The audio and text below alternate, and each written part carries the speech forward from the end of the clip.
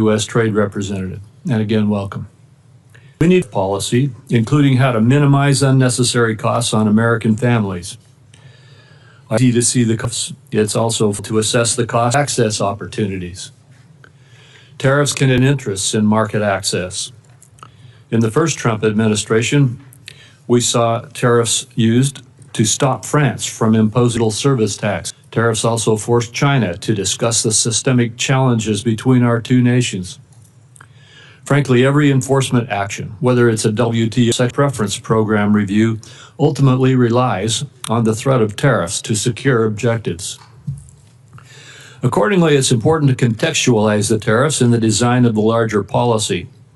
The real headline then becomes the fundamental shift in trade policy since President Trump's inauguration, where the United States now actually plans to do trade again. My colleagues and I in Congress want to pursue a real trade policy. That was put on hold during the Biden years. We now have a president who will partner with us in that effort, and together we will enforce our rights, we will negotiate again, and we will expand opportunities for Americans. This administration is not deliberating endlessly over whether trade can be a force for good, like the past administration, which refused to even engage in bipartisan or bilateral market access trade negotiations. Trade today is the centerpiece of our international economic engagement, and we have plenty of substantive trade ideas to discuss. Businesses want certainty from good policies that will continue so that they can invest confidently in prospects that create jobs and wealth.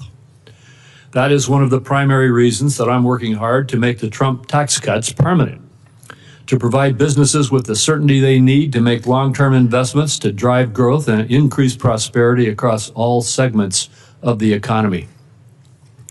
Contrast this kind of certainty and forward thinking on trade with that of the last 4 years, where the only certainty was that you were going to lose ground because your government fundamentally rejected free markets, free enterprise, and free trade.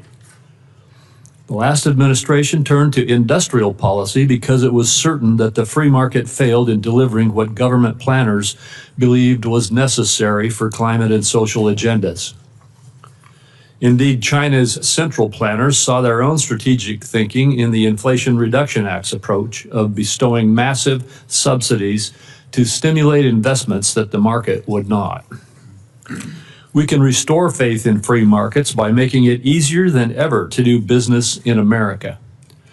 The President's executive order last week to assist major investors to navigate our regulatory system efficiently is a good start. We plan to do more. The Biden administration provided us with only the certainty that in the face of a foreign government's discriminatory policies like digital service taxes, data localization, or other non-tariff barriers, it would not stand up for its citizens because it believed that the so-called right to regulate trumped the principle of free enterprise. Respectfully, democratic governments do not have rights. They exist to secure rights for their citizens. One immediately welcome change under the Trump administration appeared last week in the USTR's National Trade Estimate. Last year, the Biden administration deliberately cut from the estimate a number of discriminatory measures imposed on America by foreign governments because it sided with those governments over our citizens. This year's estimate is exhaustive because the administration carefully identified all of the ways that Americans lose out in the global marketplace. Finally, the validity of free trade will be seen again. The last administration did not pursue market access in its negotiations. Instead, it demanded governments to undertake a number of social and environmental commitments, even ones Congress did not approve of domestically. Not surprisingly, our partners did not put their trust in such negotiations. While tariffs inherently may be seen at odds with free trade, we must also acknowledge that many of our trading partners deploy barriers that have gone unchallenged for too long. Free trade, by definition, must be reciprocal. We do not have it if others can impose barriers on us unchallenged. Our failure to enforce our rights over the last 4 years lost a lot of ground for us. This cannot continue because what I am certain about is that American goods and services are innovative, high quality, and globally competitive. Senior administration officials say that a number of countries are coming to the table to engage with the USTR. We look forward to hearing about this engagement and the steps toward better opportunities for Americans. With that, I turn to Senator Wyden for his remarks. Thank you very much, Mr. Chairman. Mr. Chairman and colleagues, today's hearing on the President's trade agenda begins with American retirement funds, investors, and our economy in purgatory thanks to Donald Trump's plan to hike tariffs to levels not seen since before the invention of the automobile. Prices are continuing to increase. Markets for made in the USA products are slamming shut around the world. The U.S. economy has gone from the envy of the world to a laughingstock in less time than it took to finish March Madness. Through it all, Donald Trump and his advisors have yet to provide an understandable explanation. Any explanation for what his tax hike on the American people is supposed to accomplish. And so this morning, I'd like to focus on one central question. What is the plan? In the last week, the White House has been all over the map when it comes to this question. There is no clear message of how the tariffs were determined, what they're supposed to accomplish, how long they'll be in place, whether they're a negotiating tool or a move to try and cut the United States off from global trade and usher in a new era of 1870s style protectionism. In the days since Donald Trump announced his tariffs, the president and his advisors have repeatedly changed their stories on all of these questions. Last Thursday, Donald Trump said, quote, "The tariffs give us great power to negotiate," just after Secretary Lutnick and a top economic advisor told reporters the tariffs were not up for negotiation. Then the stories changed again on Sunday when the Secretary of Agriculture and the top White House economic advisor, Kevin Hassett, both said Trump's tariffs were bringing foreign countries to the table, hoping to negotiate new deals to cut tariffs. At nearly the same time, the Treasury Secretary was on TV Sunday saying the tariffs would remain in place for, quote, days and weeks. Asked if the tariffs were up for negotiation, the Commerce Secretary said Sunday, "The tariffs are coming." He announced it, and he wasn't kidding. The tariffs are coming. And yesterday in the Oval Office, Donald Trump said there can be permanent tariffs and there can also be negotiations. So again, this morning, what we want to know is what is the plan? The stock market is up a bit this morning on yet another round of rumors that Donald Trump might not go through with his full barrage of tariffs. Yet this weekend, Donald Trump retweeted a post on Truth Social arguing that Trump is crashing our economy and markets on purpose as a strategy to lower interest rates. Is it possible that's the plan? Tank the economy so wealthy people can borrow money more cheaply? We know that billionaires like Howard Lutnick and semi-billionaires like Scott Bessent won't mind paying more for groceries or gas. It's a drop in the bucket for them. But for families, higher costs are going to get hurt. Higher costs are going to hurt. The nonpartisan Yale Budget Lab predicts the tariffs will cost families $3,800 in the first year alone. In Mr. Greer's confirmation hearing, he argued that economic security leads to strong national security. Our country is getting the opposite with these pointless tariffs. Destroying the foundations of our economy is not only disastrous for workers and families, it makes our people less safe. So you look at Stellantis, the auto company, laying off 900 workers in response to the tariffs. I talked to Pacific Northwest fruit growers who are being told no more American exports, and I hear from small businesses in Oregon that they'll have to pay more for the materials they use to make their products. And I worry that Americans will soon be poorer and face greater threats to our national security thanks to these Trump policies. Is that the plan? Colleagues, I'm going to close with this. The Trump aimless, chaotic tariff spree has proven beyond a doubt that Congress has given far too much of our constitutional power over international trade to the executive branch. It is time to take that power back. On a bipartisan vote, 51 senators sent that signal last week by stepping in and passing legislation to lift Trump's reckless tariffs on Canada. Well, now Donald Trump has slapped tariffs on about 180 countries, and this is a big unforced error that requires a big response. So let me close with this announcement. Today, I am proposing a new bipartisan privileged resolution to end the latest crop of global tariffs that are clobbering American families and small businesses. Members on both sides of the aisle ought to know that this is a call to action, and Congress must step in to rein this president on trade. Thank you, Mr. Chairman. Thank you, Senator Wyden. And Ambassador Greer, you may now make your statement.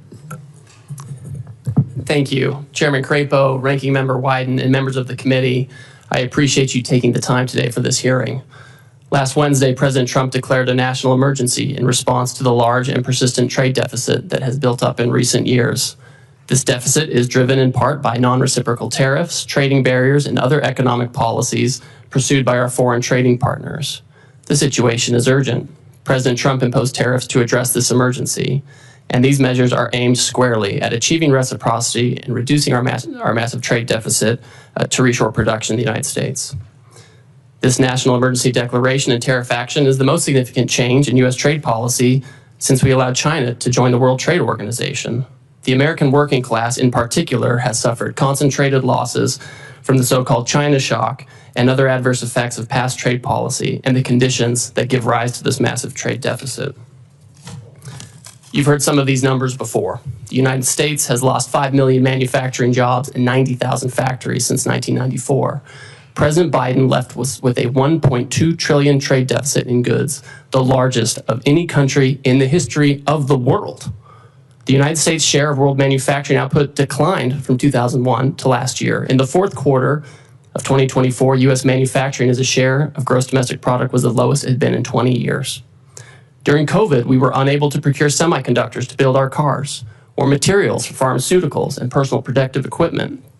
During World War II, we built nearly 9,000 ships. Last year, the United States built only 3 ocean-going vessels. Our agricultural trade balance, which historically resulted in trade surpluses for our farmers, was in deficit the last 2 years of the Biden administration and likely will take some time to recover. These are all serious indicators of an economic and national security emergency, and we can't ignore it. One important driver of these negative trends has been unfair, unbalanced, and non-reciprocal trade. This includes the effect of higher tariffs imposed by other countries on the United States, the effect of non-tariff measures that promote other countries' exports and obstruct U.S. exports, and other foreign economic policies favoring overproduction and degrading America's manufacturing capacity. And the lack of reciprocity is an important driver of our global trade deficit and with particular countries. So it's common sense to focus on these indicators. For example, the European Union can sell us all the shellfish they want, but the EU bans shellfish from 48 states. The result is a trade deficit in shellfish with the EU. We only charge a 2.5% tariff on ethanol, but Brazil charges us an 18% tariff. The result? We have a large trade deficit in ethanol with Brazil.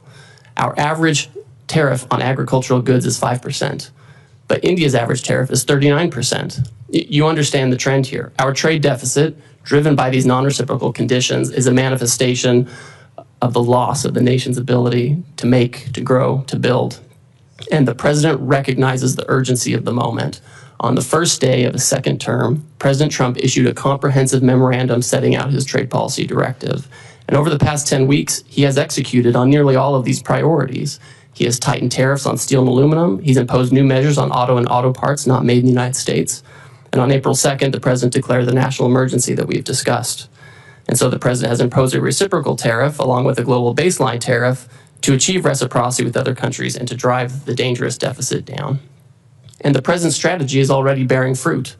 Over the past few weeks, a planned layoff for an auto production shift in Tennessee has been suspended. Another automaker is hiring additional employees and expanding overtime to increase auto production In Indiana, companies have announced $4 trillion in new investment in the United States.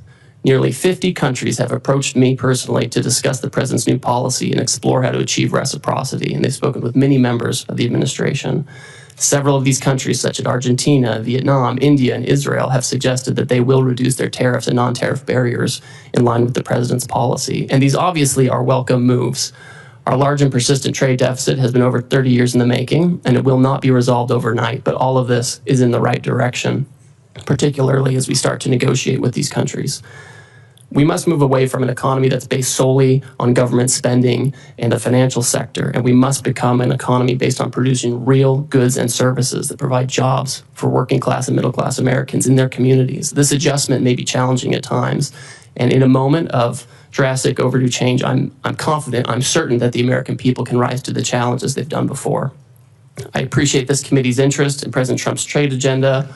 I'm glad we're talking about this. That's created debate. And we may not agree on everything, but I know that you want to do what's best for America. So does the president, and so do I, and we'll collaborate together on this. Thank you again for your time, and I look forward to our conversation.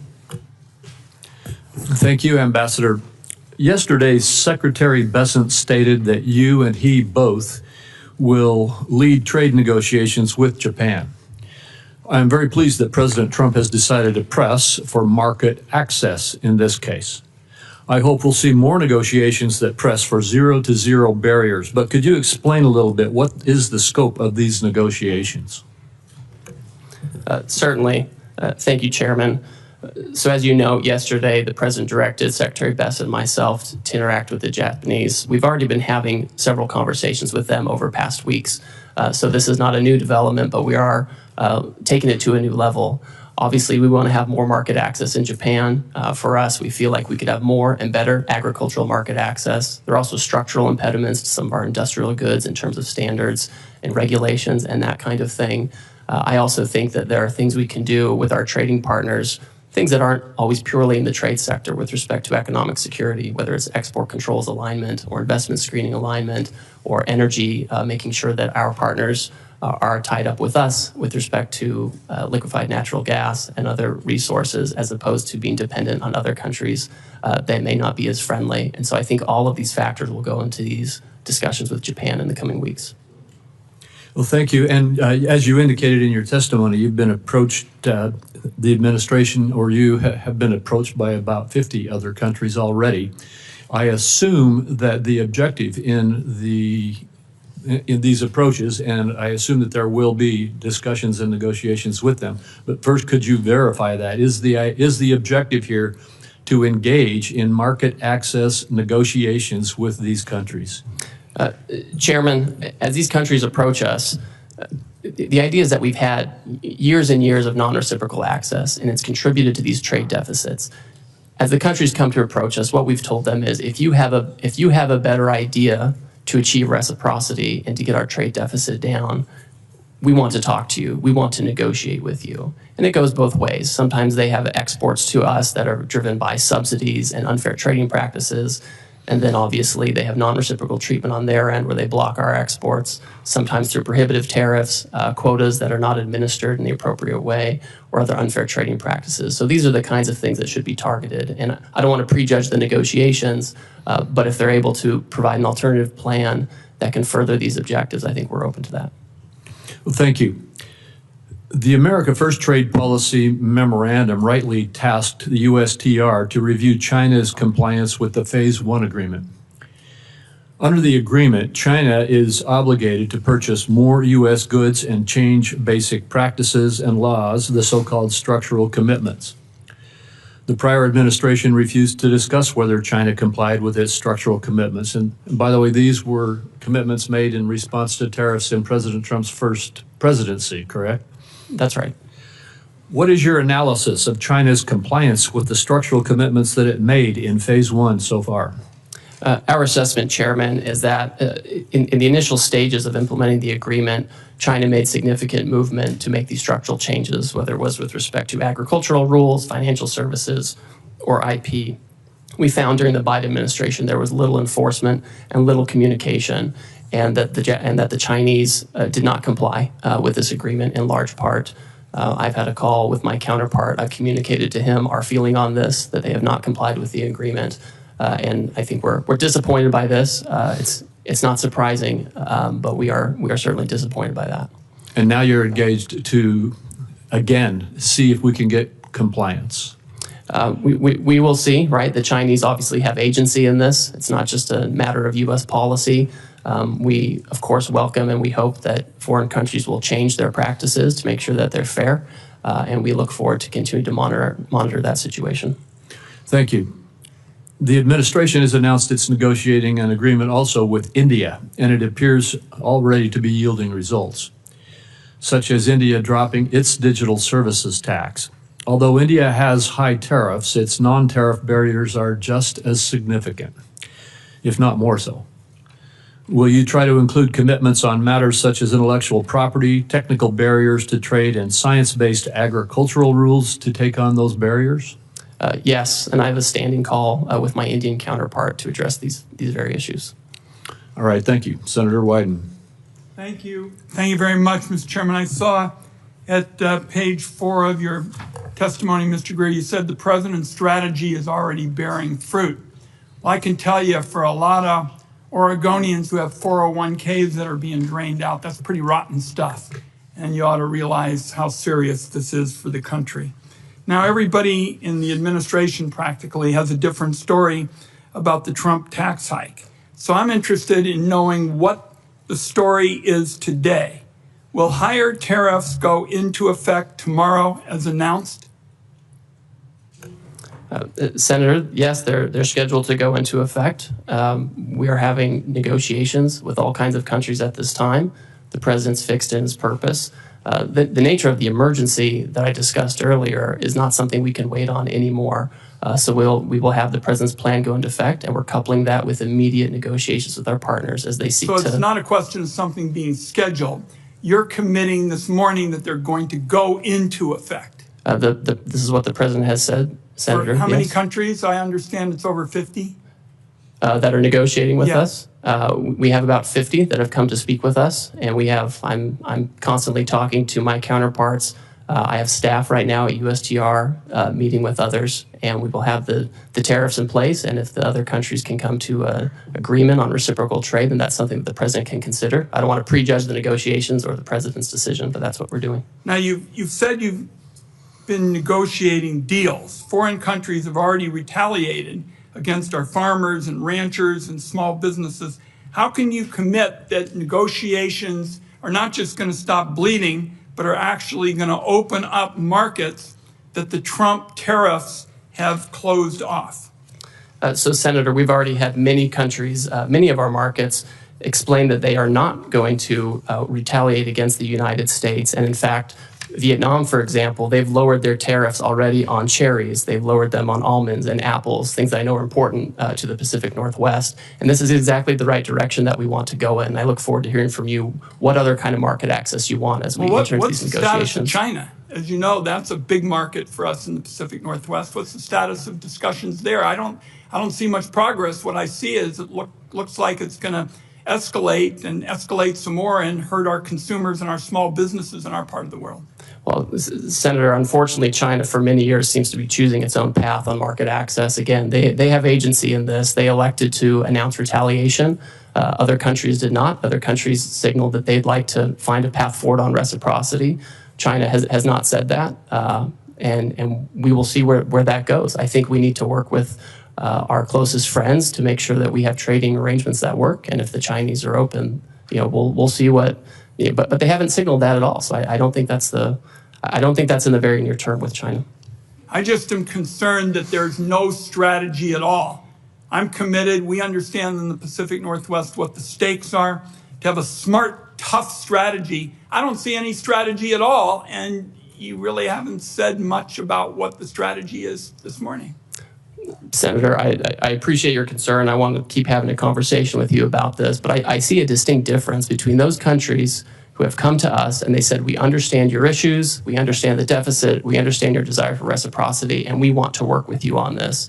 And the Chinese approach, which has been, we're going to retaliate. We're trying to remedy a situation. We're trying to remedy a situation that's persisted for many years. And it would be wonderful if the Chinese agreed with that and wanted to persist in, work with us on that. But that's not where they are. And the president has recognized this, and he wants to focus on other partners. Let's talk before my time is up about services. The United States is a services powerhouse, from travel and technology to finance and media. Our services industry account for nearly 80% of the U.S. GDP and 8 out of 10 American jobs. Other countries are responding to Trump's global tariffs by retaliating against American services. Can you explain how your tariff actions aren't putting our services exports at risk like so much of your trade policy? Senator and Chairman Crapo mentioned this. We had India already pull down a digital advertising tax that affected some of our most competitive tech companies. We're already in conversations with other countries that if they want to have reciprocal trade with us, that's something that we need to consider as well. And we expect them not to discriminate against our services companies. We have some of the most competitive in the world. I agree with you. And to me, that's part of this calculation. I wrapped up with the services question because it seems to me it's classic Donald Trump. Really good at talking about problems, even saying that there is some reason to go forward, identifying a problem, but pretty damn bad at fixing them. And there's going to be a whole lot of collateral damage in the process if you all continue with these trade policies in services and in other areas. Thank you, Mr. Chairman. Thank you, Senator Cornyn. Ambassador Greer, well, thank you for being here today. I know there's been a lot of discussion about tariffs, but would you just briefly discuss non-tariff barriers to trade? In other words, the barriers that countries put up to deny market access from U.S. exports into those countries that aren't tariffs per se. Yes, thank you, Senator. I have here in my hand a book that's become very popular in recent days. This is the National Trade Estimate on Foreign Trade Barriers. And the Office of the United States Trade Representative puts this together with input from civil society, unions, industry, business, small business. And this is 400 pages of all the non-tariff barriers that you're talking about. Just a few examples. India, huge trading partner, they restrict imports of ethanol for fuel use by using restrictive import licenses.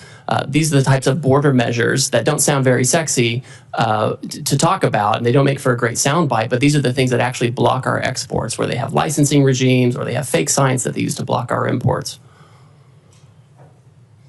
Well, and just one example that seems to me to make the point is that our friends in Australia basically have put up barriers to the export of beef from the United States. My state, Texas, happens to produce a lot of beef cattle, and Australia basically denies access to its huge market, but not as a result of tariffs so much as non-tariff barriers to trade. Could you speak to that? Yes, Senator, and it's always surprising because we have a free trade agreement with Australia, and we would expect that we would have fair and reciprocal trade. Last year, I think we imported about $3 billion worth of Australian beef, and we exported $0 of American beef to Australia. And it's not just beef. Australia also blocks on specious, fake science grounds, the export of fresh and frozen U.S. pork. So it's incredible that they do this. We have zero exports of the fresh and frozen U.S. pork to Australia. I find it interesting that people express surprise at President Trump's policies when he's been talking about these policies for, best I can tell, for decades, and how unfair trading arrangements are between various countries. And indeed, some of these unfair trading practices have resulted in the deindustrialization of America. We've exported manufacturing to Asia and particularly China and other countries that now appear to be willing to hold us hostage to those supply chains. A few years ago, we passed the Chips and Science Act. We worked with Secretary Pompeo, Secretary Ross during President Trump's first administration, and later was signed by President Biden, but to bring advanced semiconductor manufacturing back on shore, because we recognized that the vulnerability that existed if there was another pandemic, there's a natural disaster, or heaven forbid, a military conflict break out in Asia, we wouldn't have access to these advanced semiconductors that run everything from your cell phone to the avionics on an F-35 Joint Strike Fighter. But China has basically held us hostage and continues to use some of these vulnerabilities to our detriment. For example, critical mineral processing. Would you speak to the vulnerability that exists as a result of China basically processing 90% of the critical minerals in the world that are essential for our daily lives? Yes, Senator, and that figure is always one that gives me great concern, the 90% of the processing. We do have critical minerals in the United States. We have lithium here. We have other critical minerals here. And a lot of it is that China has centralized the processing of minerals, right? We have in the Western Hemisphere, in Bolivia, in Chile, we have all kinds of critical minerals, and that's in our hemisphere. But they get sent to China, they're processed, and they come here. And then if China wants to exercise economic coercion or other practices, they do have a stranglehold on these kinds of things. That's a very dangerous situation to be in. I mean, this is part of the urgency of what we're talking about. And I think as the Trump administration certainly takes action on trade, but also takes action on the environmental side and permitting and regulation, that's an area where we can actually have more of that activity here in the United States, or we can work with our trading partners to try to incentivize production there as well. Thank you very much. Thank you.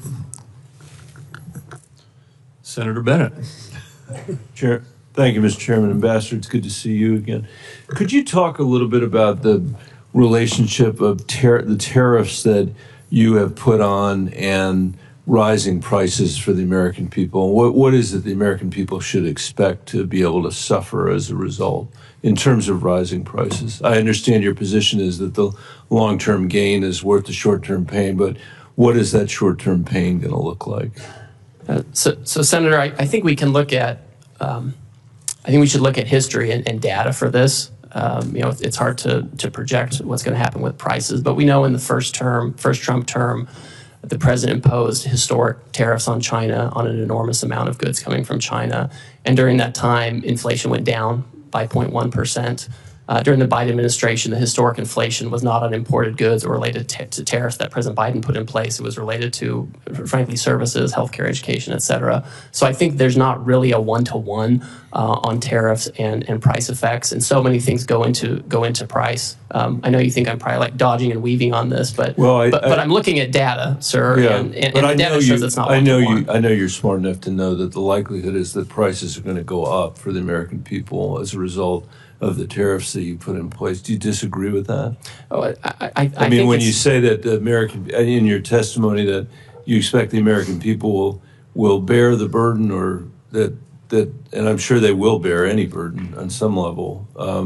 But what do you think that burden is actually going to look like? Well, I think the challenges, frankly, are going to be more for companies that are largely dependent on imports from China and Asia, where they have to adjust their supply chains in a quick set of time. Yeah. And the way the tariffs get allocated between the foreign producer and the importer, that's where the majority of adjustment comes. And we have a bunch of those companies in Colorado, and I know that Osprey Packs, for example, they probably don't want me to mention them, but I will. And in Southwest Colorado would be a very good example of that. I mean, they are very dependent on the supply chain from Vietnam, and they probably are really worried today about what's going to happen, which a lot of people are. I mean, I think one of the things about the situation we find ourselves in is the degree to which we've now created huge uncertainty in our economy, and I'm worried that is going to result in a lack of investment, capital investment. You mentioned some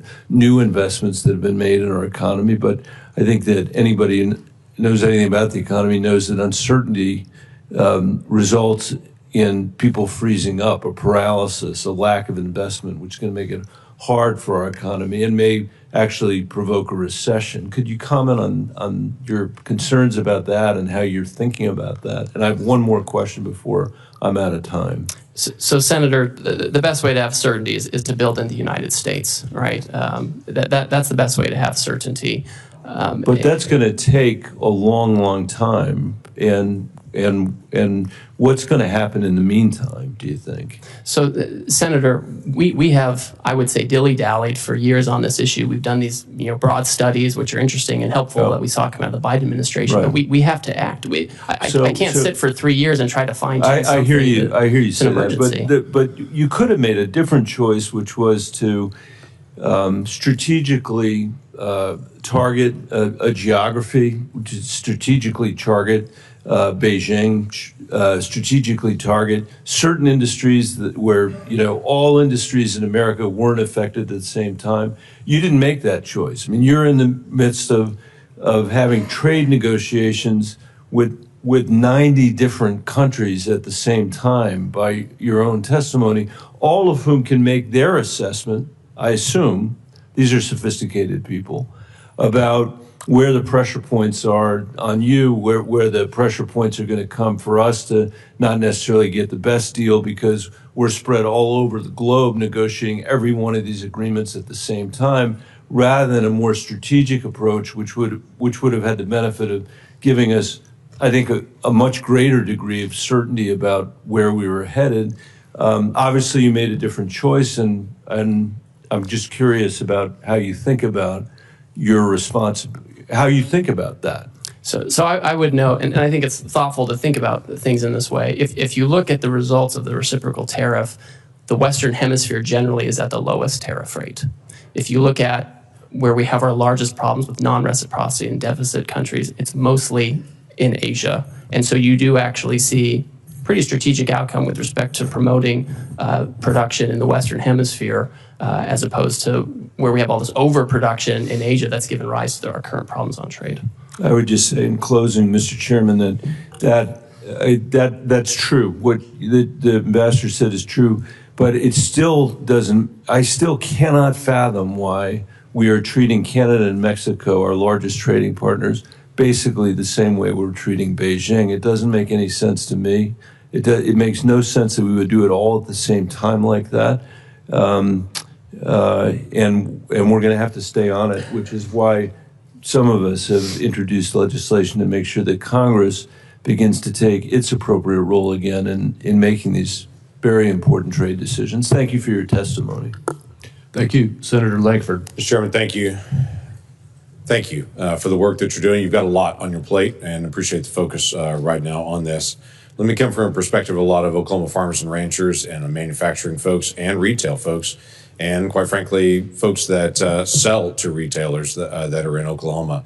They've got several questions that they've actually sent to me pretty quickly, so I want to be able to bounce a few of those. The goal of this is to do more trade internationally, that the United States would be able to manufacture here or produce here and sell more internationally, and that we would have that opportunity to have increased market access. Is that correct?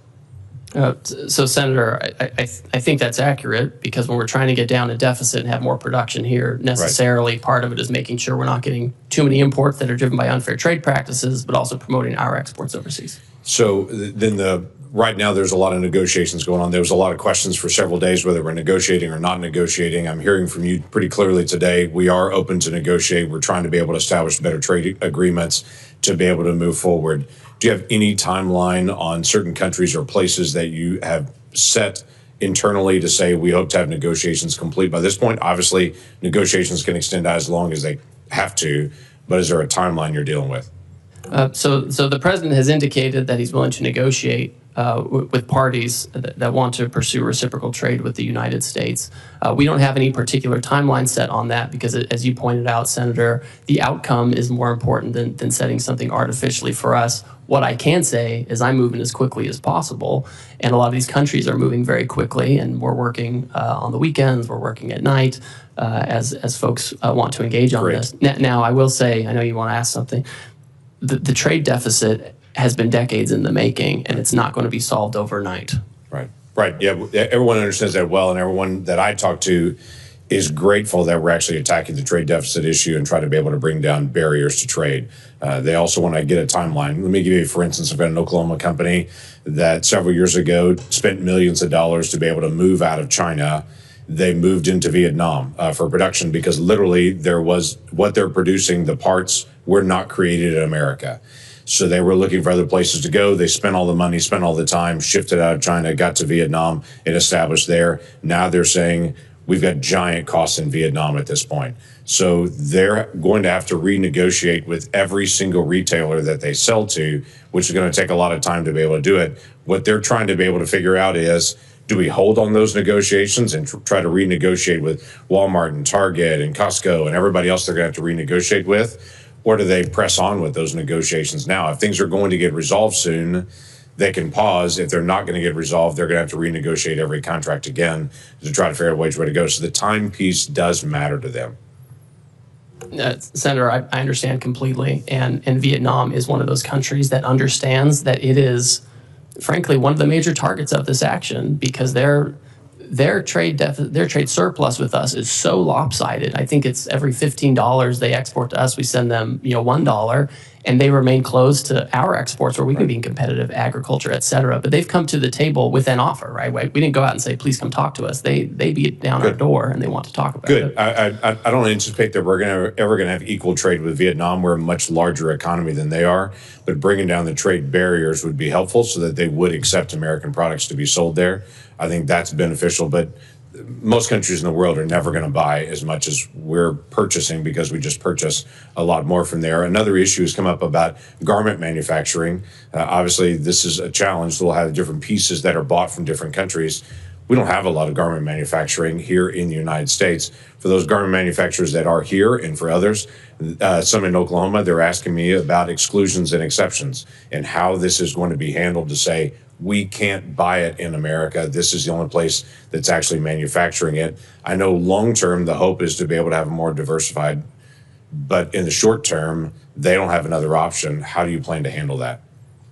Senator, the president has been clear with me and with others that he does not intend to have exclusions and exemptions, especially given the nature of the action. If you have Swiss cheese in the action, it can undermine the overall point, which is to get rid of the deficit, achieve reciprocity.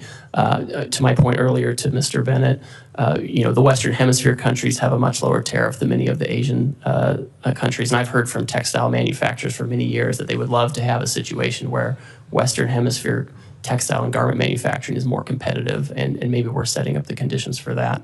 So in the short term, there's no exemptions that are coming on it. So for companies that are currently buying from Asia at this point, whether it be for textiles, whatever it may be, the goal is to be able to push them out of Asia into the Western Hemisphere, or where do they need to go at this point?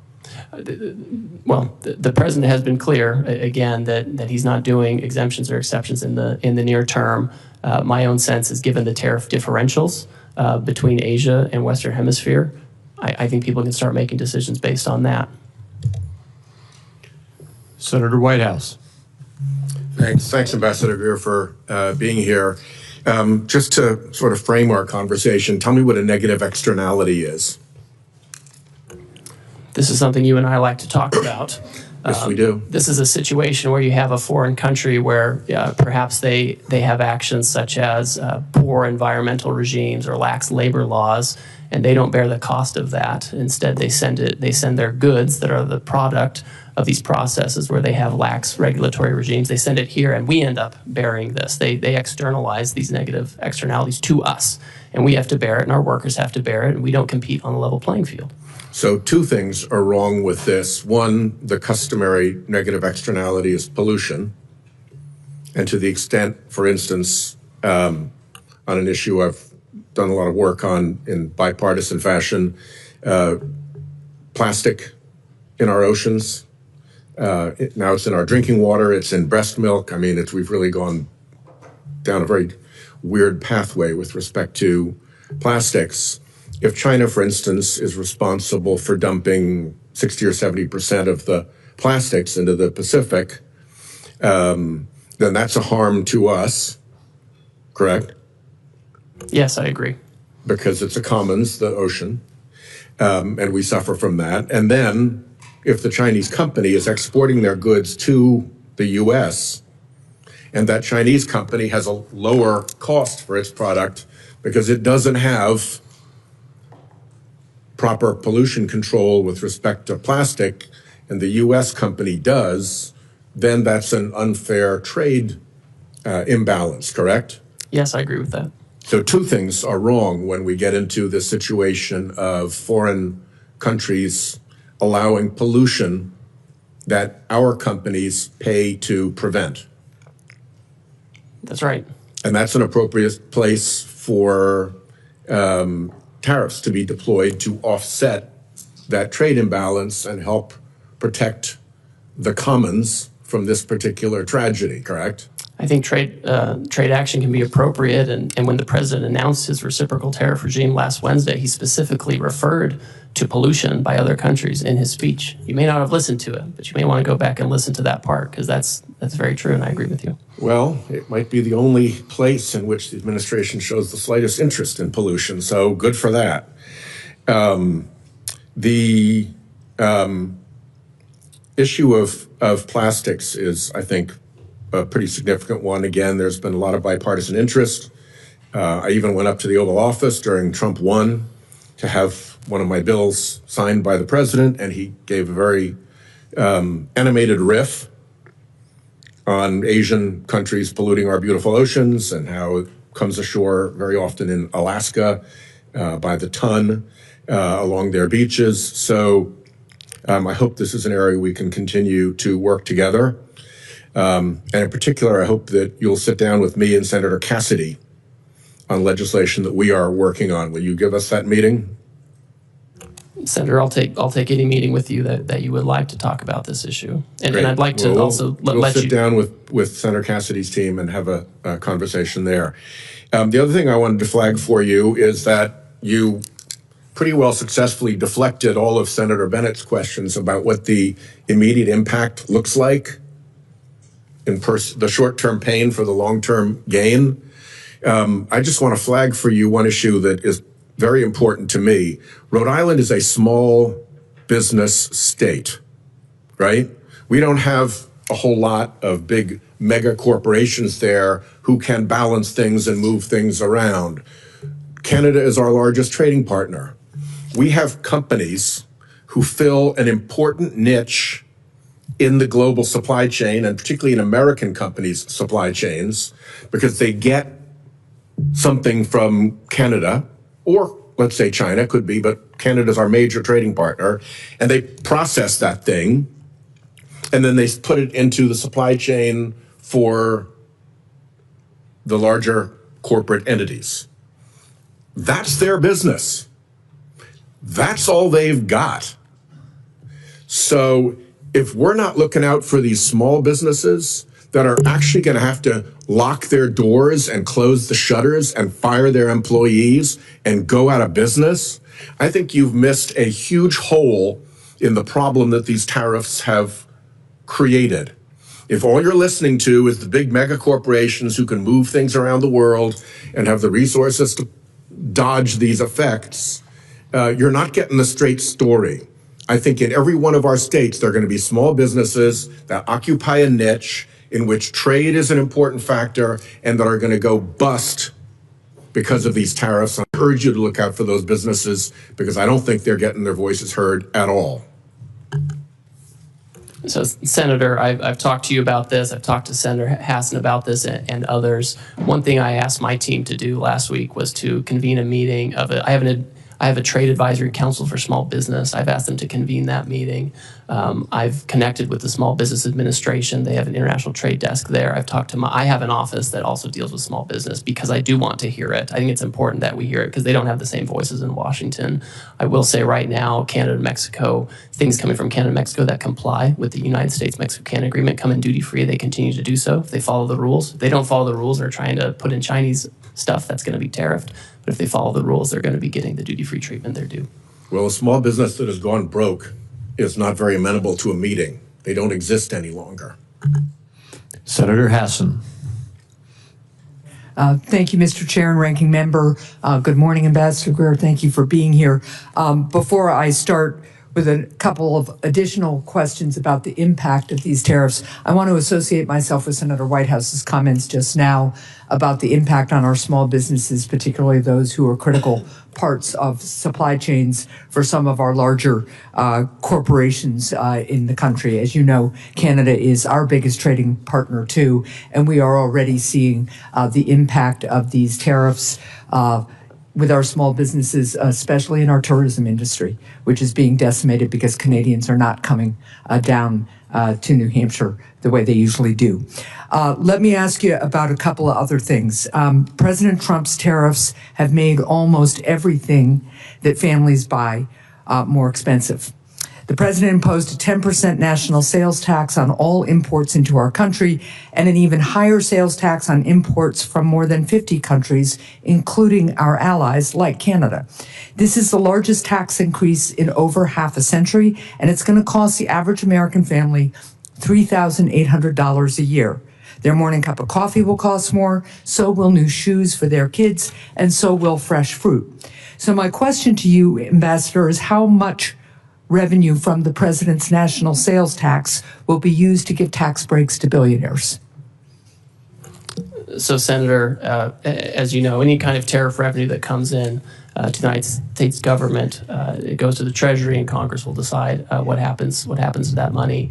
Obviously, the president wants to have a very competitive tax policy that's good for everybody. That was part of why he had such a successful economy in the first term, is he married trade action with good tax policy to have $7,000 an increase in real wages over that time. Well, let's be really clear. The president, besides the contradictions in the way he talks about the purpose of his tariffs, the president's made very clear that he sees tariffs as a way of increasing revenue. At the same time, he's working with the majority in Congress to give additional tax breaks to the wealthiest people in the country at the expense of working people who are going to be paying more for everyday goods they absolutely have to pay, goods they were hoping were going to cost less, given the president's campaign promises. But of course, he isn't keeping to those campaign promises as prices continue to go up. Now, the president's national sales tax is increasing prices for families. It's also causing huge losses in Americans' retirement savings. Ambassador Greer, would the administration reverse course if the president's tariffs led to 10% inflation? Senator, the president is fixed in his purpose. This trade deficit and the offshoring and loss of manufacturing jobs is something that's persisted for too long, and it's dangerous. I understand your justification for the policy, even though there are some very contradictory justifications coming out of the administration. But my question is, what's the inflation rate where you guys would reverse course? 10% inflation that I just asked you about, that is higher inflation than we saw at the peak of the COVID economic crisis. But you aren't going to say here today that you would reverse course even if you created inflation as high as we had at the peak of the COVID economic crisis. I think the most serious inflation we saw was during the Biden administration. When we did tariffs in the first term, inflation went down. I just don't. It's not going to be a one-to-one. Inflation about how much money you're putting into the supply. Well, let's just be really clear that the Trump administration is here today to say that even if inflation hits Americans' pocketbooks at 10% because of these tariffs, then the Trump administration is still going to go charging ahead. So, Ambassador, would the administration reverse course if the president's tariffs caused a 50% stock market crash, which would hurt Americans' retirement savings even more than they've been hurt in the last 10 days or so? Senator, the fundamentals of the economy are so strong. We had 228,000 jobs last month.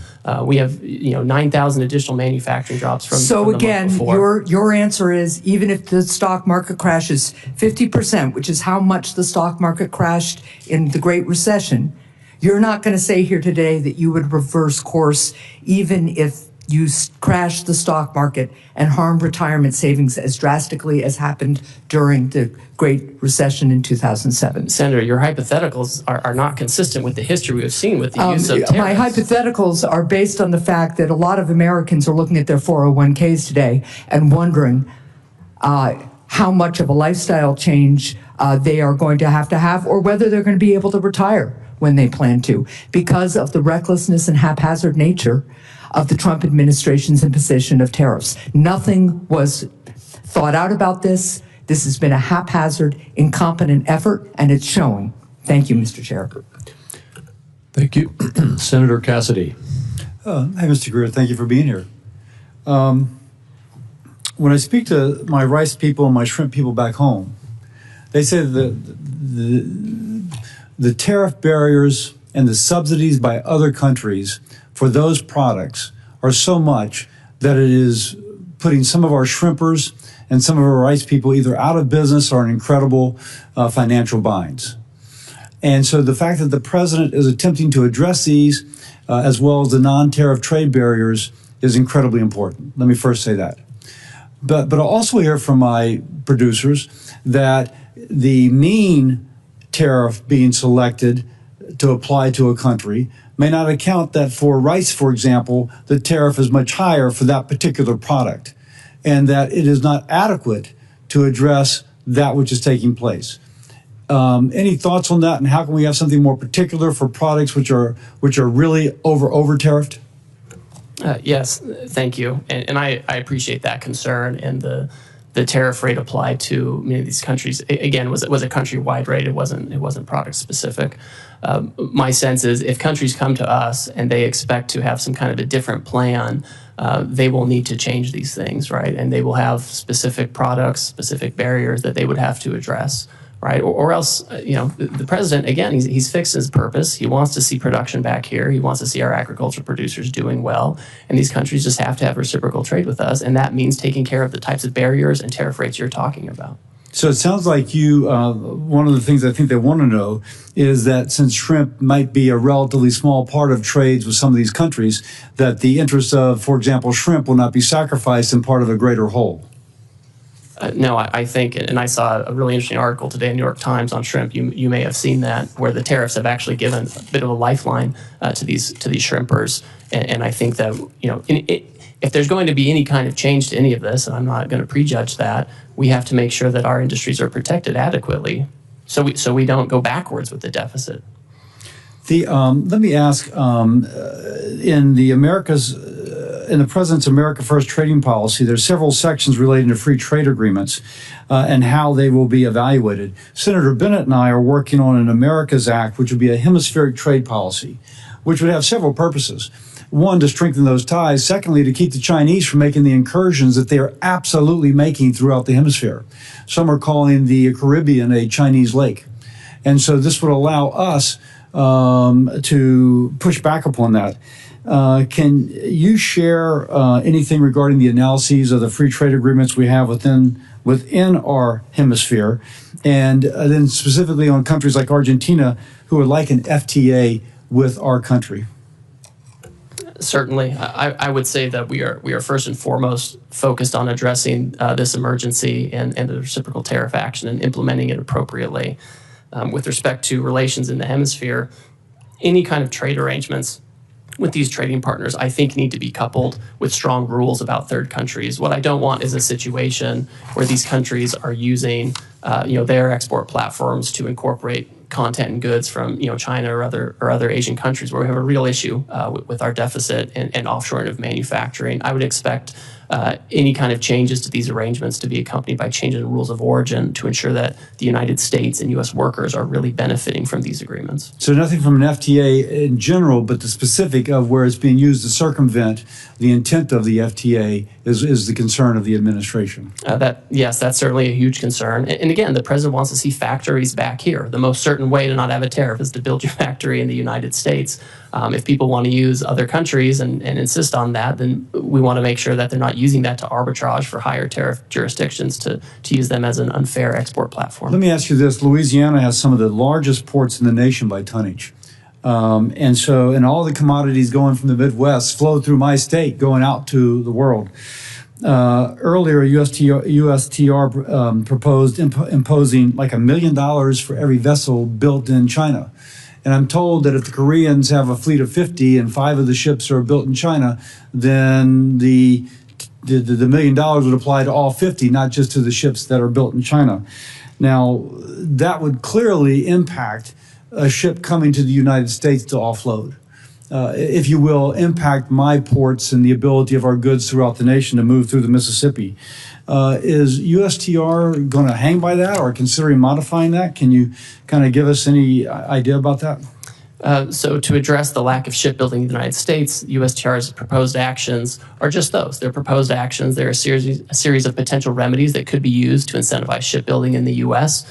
They're not all going to be implemented. They're not all going to be stacked. We've asked for a lot of input, and we've had a hearing on that. We've collected comments. We've reviewed it. I've met personally with certain stakeholders during that time period, and I think the president will look very carefully to make sure that we have the right amount of time and the right incentives to create shipbuilding here without impacting our commodity exports. Okay, thank you. I yield. Senator Cortez Masto. Thank you, Mr. Chairman. Ambassador, as USTR's Chief of Staff in the first Trump administration, you oversaw the negotiation of the U.S.-Mexico-Canada agreement, the USMCA, and the renegotiation of the Korea-U.S. Free Trade Agreement, the KORUS. President Trump signed both of these agreements. He called the USMCA a colossal victory, and KORUS a historic milestone. And yet, with President Trump's new blanket tariffs, he is ripping up these agreements with our allies that we negotiated with. Why would any country want to do business with us, much less negotiate a trade deal, if we don't even honor our ongoing agreements? So, Senator, we are the consumer of last resort. These countries have to sell here. They have, many of them, especially in Asia, have built their entire economies around exporting to us. They're very dependent on it, and that's part of why we have this huge trade deficit. With USMCA, those parties continue to enjoy duty-free treatment for many of the products that continue to comply with the rules that were set out 5 years ago. There's a big concern, Senator, that we did not have adequate other protections to stop the flow, particularly of like autos into the United States. But there was a process for you to renegotiate that agreement this year. We talked about that in my office. Isn't that correct? That's correct. And it wasn't to do these blanket tariffs, correct?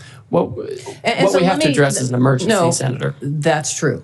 And you should be honest. At least as you sit here, as you were in my office, be intellectually honest. Now, let me just ask this, because this is also true.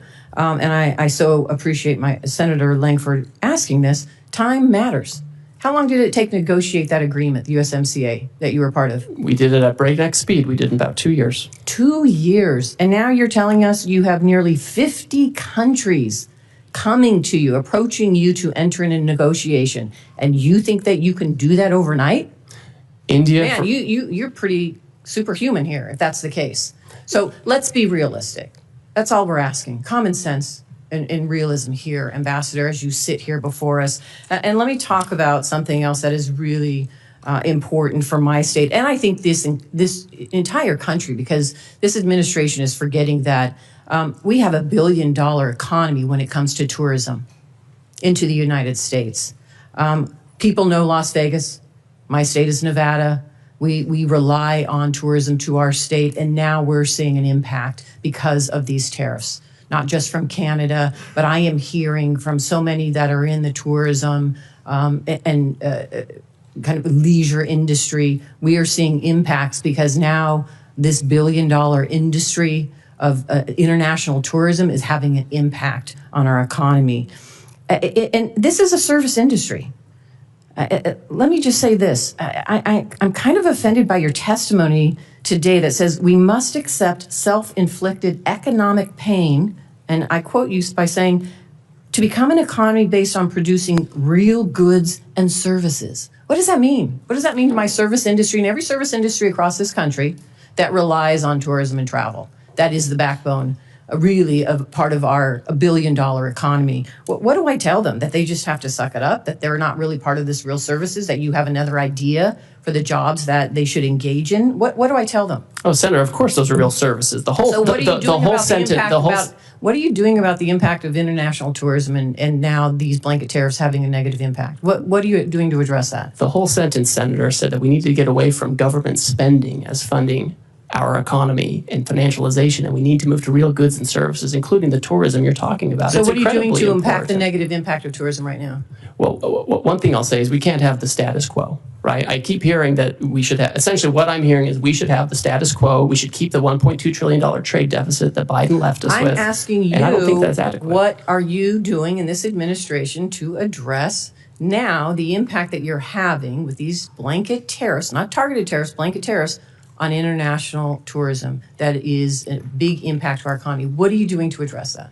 Well, Senator, as we're talking to all of these countries, we are talking about services. We are talking about making sure that we can export services to other countries. A lot of those that we export are, we have Well, let digital me say I only have so services, all much kinds time, of and trade. apparently you're not. So here's what I would like, because you haven't thought about this, and the administration hasn't really thought about it, because I haven't heard anybody talking about tourism. So why don't you come talk to me in my office, and let's talk about and put a plan together, because these blanket tariffs are having an impact on tourism in my state and across the country. Senator, So I'm happy to instead come of talk just to you. defending it, why don't you just come sit down with some of us and try to address the concerns that we are seeing and feeling in our states that this administration has not taken into account? I'm happy to come speak with you. Thank you, Senator. Senator Grassley. Ambassador Greer, thank you for being here. I've made very clear throughout my public service that I'm a free and fair trader. The Constitution gives Congress the authority to regulate interstate and foreign commerce. I believe that Congress delegated too much authority to the President in Trade Expansion Acts of 1962 and Trade Act of 1974. That said, I support President Trump's agenda to lower tariffs and non-tariff barriers other countries impose on American goods. I support President Trump's agenda to get a better deal from China and other countries for our farmers and manufacturers. In fact, even back in 2003, I sent a letter to the Chinese Minister of Commerce at that time pointing out China's failure to live up to its WTO obligations. And then I went further in 2018 when I was on Senator Daines' Codell. I told top Chinese leaders I made a mistake supporting China in the WTO. That's why during the first Trump administration, I was supportive of President's agenda to get fair trade with China. At the time, I raised alarm bells when tariffs are used. We all know agriculture is usually the first place of retaliation. In response to Chinese retaliation to tariffs, the first Trump administration set up the Market Facilitation Program for farmers, which gave direct payments to farmers affected by the tariffs. This helped farmers weather the short-term impact of trade retaliation. But as you know, farmers still overwhelmingly want to get their money from the marketplace and not from a government check. So far in this administration, we've seen even more sweeping tariffs, with some countries already retaliating agriculture, including China. I have been very vocal in my wait and see approach to these tariffs because I believe President Trump and you, Mr. Ambassador, are using them to get fair trade for Americans with many countries. If that's not the case, level with me. So to help farmers in the meantime, instead of relying on payments from the government, I'm going to give a suggestion that you don't have much to do with, but the administration could move very quickly to increase RVOs on the renewable fuel standards so that farmers get more robust domestic markets for their crops. And one place to start would be where the Biden administration came up short with RVOs, only 3.1 billion over a 3-year period at a time on biodiesel, to make that 5.3 as far as you can see into the future. That would very dramatically increase soybean prices. So my question to you is, in the medium to the long term, do you plan to turn these tariffs into trade deals to reduce tariffs and non-tariff barriers. I support that. On the other hand, if the purpose is to stall on negotiations in order to keep tariffs high for the sole purpose of feeding the U.S. Treasury, I oppose that. So is this administration for trade reciprocity or for Treasury replenishment? Senator, thank you, and thank you for your years of service on the trade space, and you're one of the deans in this area. It's important to understand the sense of the emergency that we're facing and urgency with the need to reshore and do manufacturing here. It's incredibly important to the president. Yesterday, he stated very clearly that he is happy to engage in negotiations immediately with countries that believe that they can help us reduce our deficit and get rid of the non-tariff barriers and the tariffs that affect that. I think the answer, Senator, is it's going to be country by country. There are going to be some countries where they're not able to address their non-tariff barriers or their tariffs or the deficit fully, and there will be others who I think will be able to do that, and where the president will have the option of making a deal with them. So we're certainly seeking reciprocity. Now, if we have the tariff on a country, there's obviously going to be a revenue effect, but we need to reshore manufacturing. We need to get rid of our agricultural deficit, and we need to make sure that if countries are going to trade with us, it has to be on a reciprocal basis. Senator Cantwell. Thank you, Mr. Chairman. Ambassador Greer, good to see you. You and I have had many conversations about trade.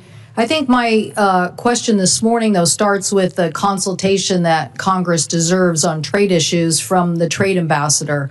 And what did the Trump administration do to prepare us, to communicate with us, to tell us about findings as it relates to these emergency orders by the president? Thank you, Senator. As you know, I find consultation requirements very important, and not just as a requirement, just a matter of good practice. Our staff, the USTR staff, in the past 2 months that we've been in office, have had over 200 formal engagements with staff on the Hill, obviously here in the Senate, also in the House. The day of the reciprocal trade announcement, we had our staff also up here briefing your staff. And we also had the president issue very publicly his America First trade policy memorandum, which specifically said that he was going to look into the trade deficit and the possibilities of tariffs. So we've wreaked havoc on the economy by having one of the largest drops of the market. We have people's 401 in panic. We have retail organizations like the Retail Industry, National Retail Federation, American Apparel Industry, Outdoor Association, Consumer Technology, Computer Communications Industry, Main Street Alliance, Small Business Majority, all anxious, asking us to do something. And you're saying, well, some people have passed some notes to staff.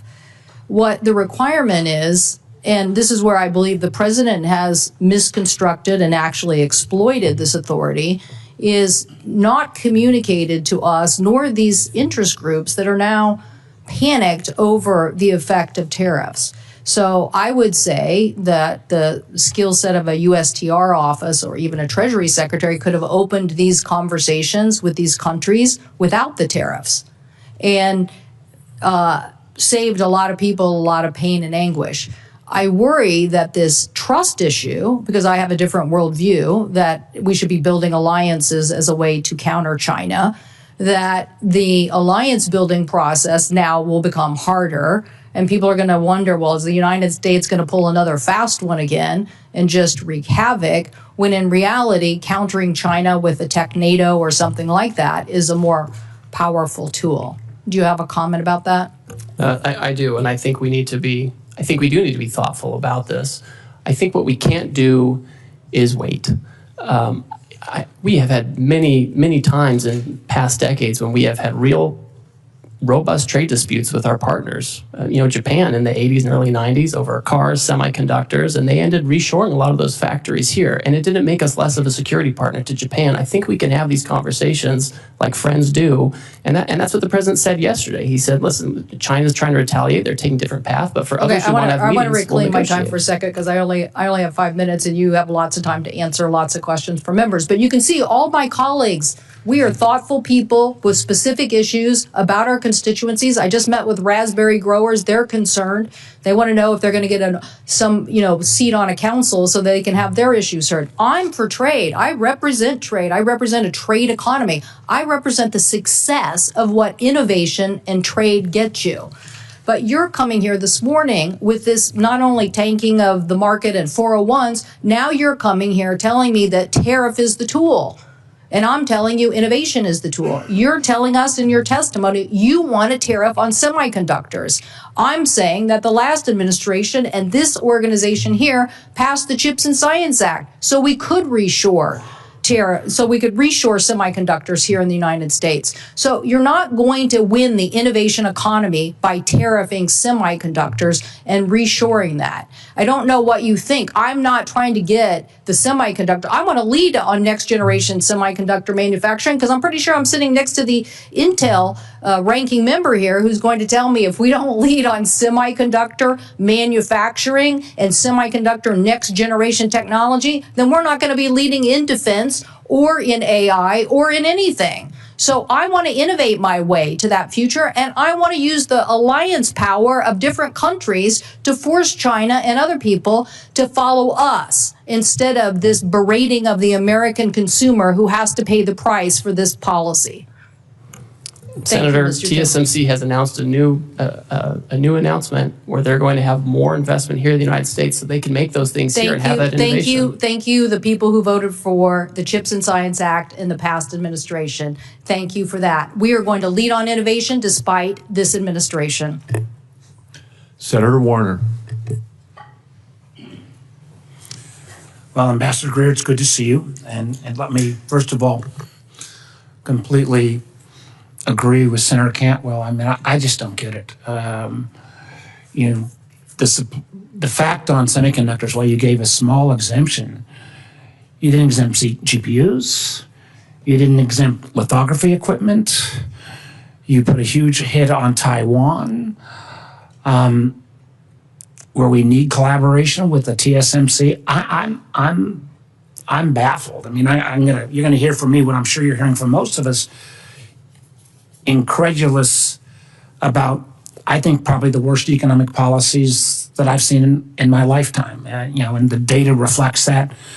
A global tariff of 10 to 50%, on almost every worldwide country. Although, I will note from my Republican colleagues, you'll be probably glad to know that Russia didn't get a tariff increase. I believe that when all these global tariffs go into effect, I think most of them as of midnight tonight, tariff rate will be approximately 23%, highest since 1909.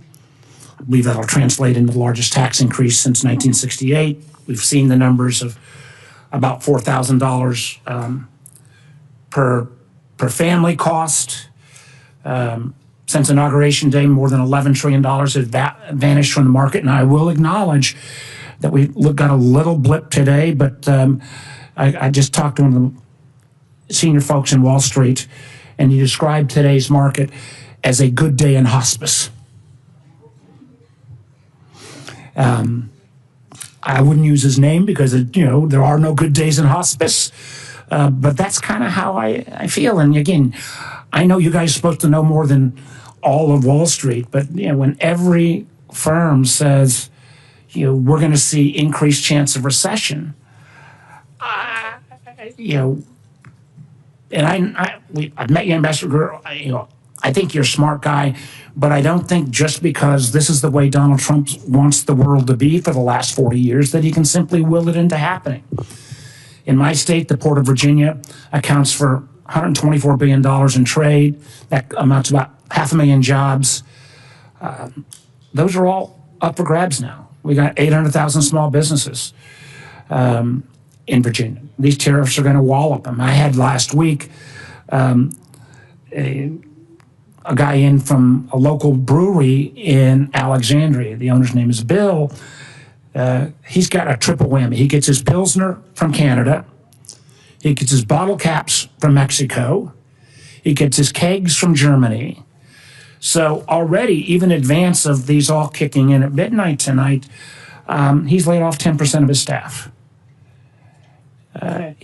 Even if the president flips on all this, he's not bringing folks back. I mean, candidly, I had another guy in from who makes bourbon and sells a lot to Canada. He thinks it'll be a cold day in hell before the Canadians start buying American bourbon again, simply because our trust relationship has been broken. So I guess the first question I want to give, I'm trying to figure out what would be a question that maybe folks haven't asked. Let me ask you on this one. Australia is one of our strongest allies. We have the AUKUS relationship, which is key to their national security. It's key to our industrial base, so we can continue to build subs. Terribly important. Interesting thing with Australia is we have a free trade agreement with Australia. We don't have tariffs. We even have one of the few industrial countries, we have a trade surplus with Australia. So Ambassador Greer, can you explain to me how it helps America's national security or our trading balance when we have, and I loved your fancy Greek formula, which was basically bad math on steroids formula, how with the trade surplus, with this strong relationship, Australia got hit with a 10% tariff as well? Senator, Australia has the lowest rate available under the new program. They ban imports of American beef and pork. Ambassador, excuse me. There is a trade. We already have a free trade agreement. We have a trade surplus. So getting the least bad, why did they get whacked in the first place? We're addressing the $1.2 trillion deficit, the largest in human history that President Biden left us with. We should be running up the score in Australia. Ambassador Greer, answer the question on Australia. We have a trade surplus with Australia. We have a free trade agreement. Why? They are an incredibly important national security partner. Why were they whacked with a tariff? Senator, despite the agreement, they ban our beef, they ban our pork. They're getting ready to impose measures on our digital companies. With your Greek letter formula, the fact that we have a trade surplus. We have a global tariff on everyone. We're trying to address the $1.2 trillion deficit that Biden left us with. I think that answer, sir, you're a much smarter person than that answer. The idea that we are going to whack friend and foe alike, and particularly friends, with this level is both, I think, insulting the Australians, undermines our national security, and frankly makes us not a good partner going forward. The lack of trust from friends and allies based upon this ridiculous policy that goes into full effect at midnight tonight is extraordinary. I go back to what the market believers believe today is happening. A good day in hospice. I'm afraid if we keep these tariffs in effect, we're looking like an economy that will be in hospice. Thank you, Mr. Chairman. Senator Daines. Mr. Chairman, thank you. Ambassador Greer, welcome to Capitol Hill. I share the President's determination to end these unfair trade practices, whether they are tariffs or non-tariff barriers. I hope we can avoid an all-out trade war. A trade war will mean higher prices for the American consumer, because I think we could do a little thought exercise at the moment. Who pays these high tariffs? In the short, medium term, it will be the consumer. It'll be the consumer. And so I'm worried about the inflationary effect. I'm worried if there is a trade war, that we're going to have markets shutting down for American farmers, ranchers, and manufacturers. I'll give you an example of that here in a moment. But I'm encouraged because the President's announcements has gotten the attention of a lot of countries. I was encouraged to see Kevin Hassett this morning talking about negotiation occurring, looking at President Trump's latest posts on Truth Social, the fact that we've got Koreans now coming to the United States, literally dispatched to engage with us to lower these barriers, tariff and non-tariff, the Japanese, and some 70 countries now that want to come and work and address the issues of the barriers for American companies, American producers doing businesses in their countries with 95% of the world's consumers outside the United States. Critically important. So this is very encouraging. I think that's in part why we're seeing the rebound today in the equity markets, because there's hope that these tariffs are a means and not solely an end. And if that's the case, I think we're on a really good path with this kind of tough tough position we're taking to actually solve some of these problems in barriers in trade that have been lingering for decades. And President Trump is taking bold leadership to address it, and I'm hoping for a good outcome. My hope is this is a sign of things to come, that these countries will offer major concessions and make historic trade deals with President Trump. Ambassador Greer, I encourage the administration, encourage you to use this opportunity to secure better terms with our partners, with our allies, to protect and grow American jobs, to grow access for our American farmers, our ranchers, our manufacturers, and American families. 3 weeks ago, I was in Hanoi and met with General Party Secretary Do Lam, the highest ranking official in Vietnam. And then I went to Beijing and met with high-ranking Chinese officials, including the Premier Li Qiang. I carried President Trump's America First message directly to these leaders. I spoke with Premier Li Qiang and demanded that China stop the flow of the fentanyl precursors into Mexico, United States, and Canada. I raised concerns about developments related to the expiration of registrations for beef processing plants here in the United States and some non-science-based barriers which has impacted Montana and U.S. beef exports. I want to remind you that in 2017, I went to China. I carried some steaks from a Montana rancher, Fred Wacker of Miles City, Montana. We met with the premier. In fact, I had one of your predecessors, Rob Portman, then the senator from Ohio and a former USTR, with me. I had Senator Barrasso with me, Senator Kennedy with me. And as a result of that meeting, 30 days later, they lifted a 14-year ban on U.S. beef imports into China. Let me talk about what that has meant so far. This is the largest beef export market in the world, is now China. For U.S. producers of beef, in 2021, we shipped $1.6 billion of beef. Keep in mind, the 2017 number was $31 million. It was $2.1 billion in 22, $1.6 billion in 23, $1.6 billion in 24. But here's the concern. That's been shut off now in the last 3 weeks.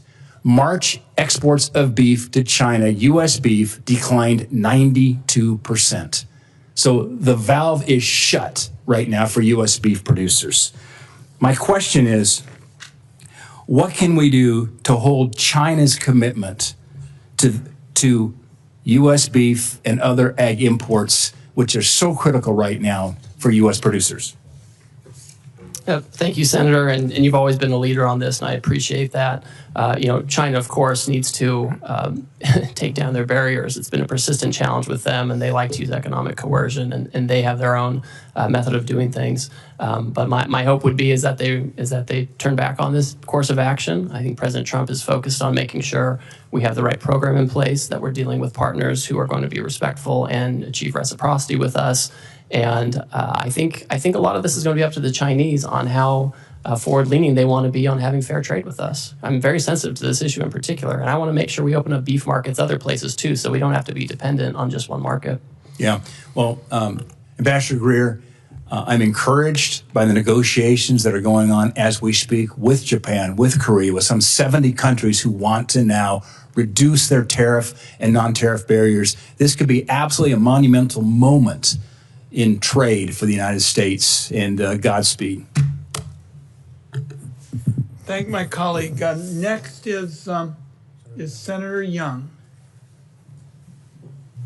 Good to have you here, Ambassador Greer, and let me just begin by commending you. You've been very accessible as we've tried to get some clarity on exactly trade policy and where we're headed and how we expect counterparties to move and all the rest. You returned my phone call immediately, and your team's been in touch with mine, and so just that speaks very well of you and the Trump administration, because this is creating some anxiety.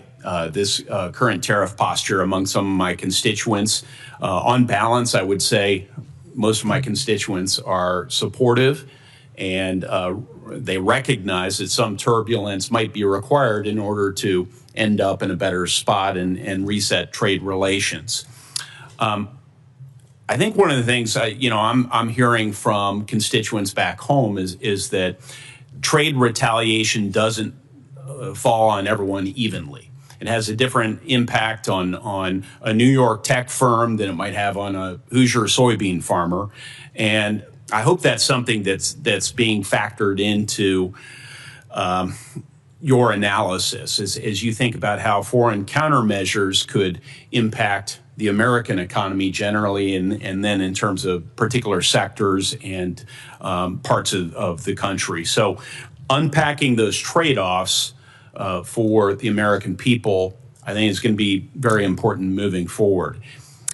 In Indiana, rural communities and export-driven manufacturers oftentimes feel the consequences, and they feel the consequences first. So, Ambassador Greer, is USTR actively mapping out which sectors and regions are going to bear the brunt of certain retaliatory measures and thinking about contingency plans? So, Senator, thank you for your concern. And I know this is something that we all watch. I watch it very closely. The president watches it. Whenever there's any kind of announcement of proposed retaliation, we look at it very closely. We look at the tariff lines. We look at what might get hit. The good news so far is that most countries have said they're not going to retaliate on this and that they would like to seek to talk to us first, find out more about the program, what they can do to meet our goals, which, as you know, we're dealing with an emergency in terms of manufacturing and our trade deficit. And so that is what most countries have chosen to do. My sense is that if there are some countries that choose to retaliate regardless of our need to address this emergency, our hope and expectation is that countries will do what they've said, which is bring down their tariffs and non-tariff barriers to provide better markets and alternative locations. Well, as I communicate some of the impacts in my state to your office, and as I know you and your team review this, I hope you will you'll keep those considerations in mind as you develop your negotiating priorities. Yes, we certainly will, and look forward to continued collaboration with you.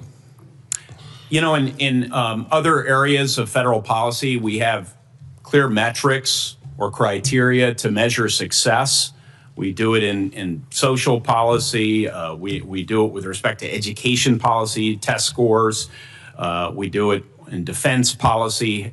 We try and measure readiness and through various metrics. But in trade policy, especially tariffs, we seem to lack a clear set of metrics and a feedback loop. Does USTR have a formal process to evaluate whether these tariffs are actually achieving their goals, whether that's reshoring or market access or reciprocity, some metrics associated with that? I'll let you speak to that, sir. Senator, as we've stated, the underlying basis for this action is the national emergency arising from the trade deficit. President Biden left us with a historically high $1.2 trillion trade deficit, which we understand and know to be driven, at least in large part, by non-reciprocity. And so when we're looking at whether that emergency is abating or being affected, is we're looking at outcomes. Certainly, if other countries are bringing in their tariffs and their non-tariff barriers, that's a good indicator. That's the right direction.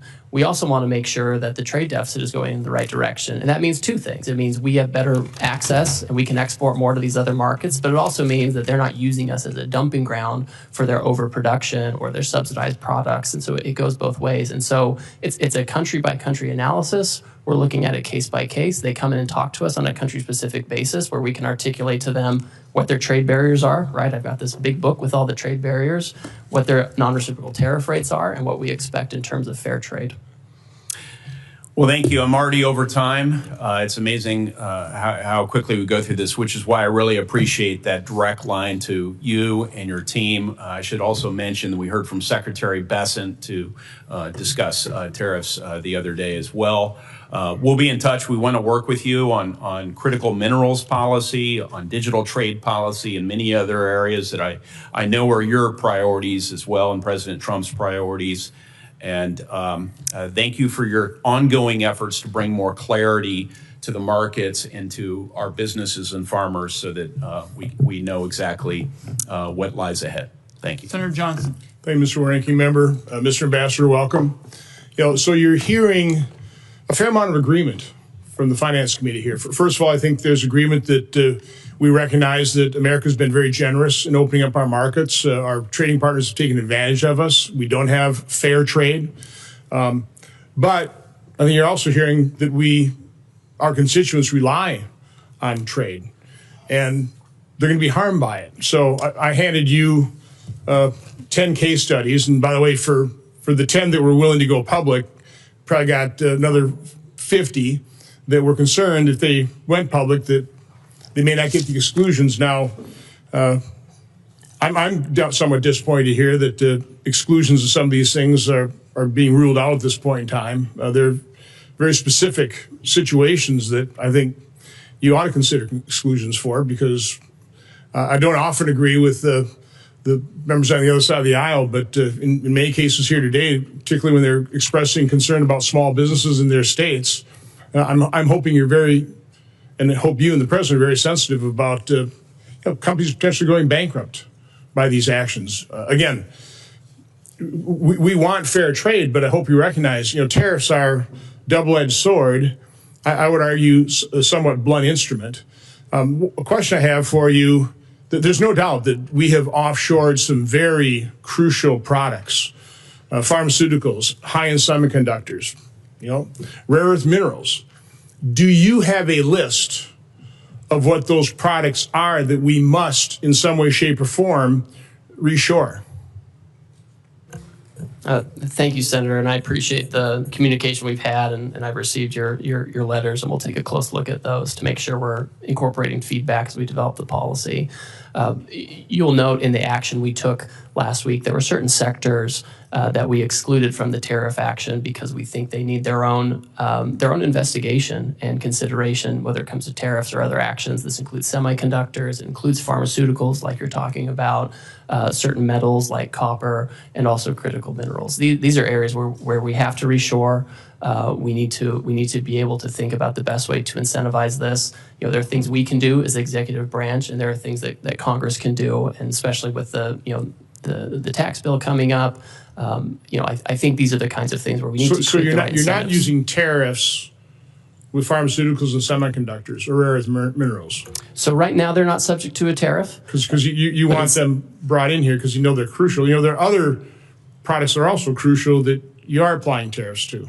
So we are doing investigations right now, and we're considering, with respect to pharmaceuticals and semiconductors, the president's been very clear about this. He said it several times, because tariffs are a tool that used to create incentives. What we can't have is the status quo. The status quo has not worked. Do you believe a trade deficit is just per se always bad?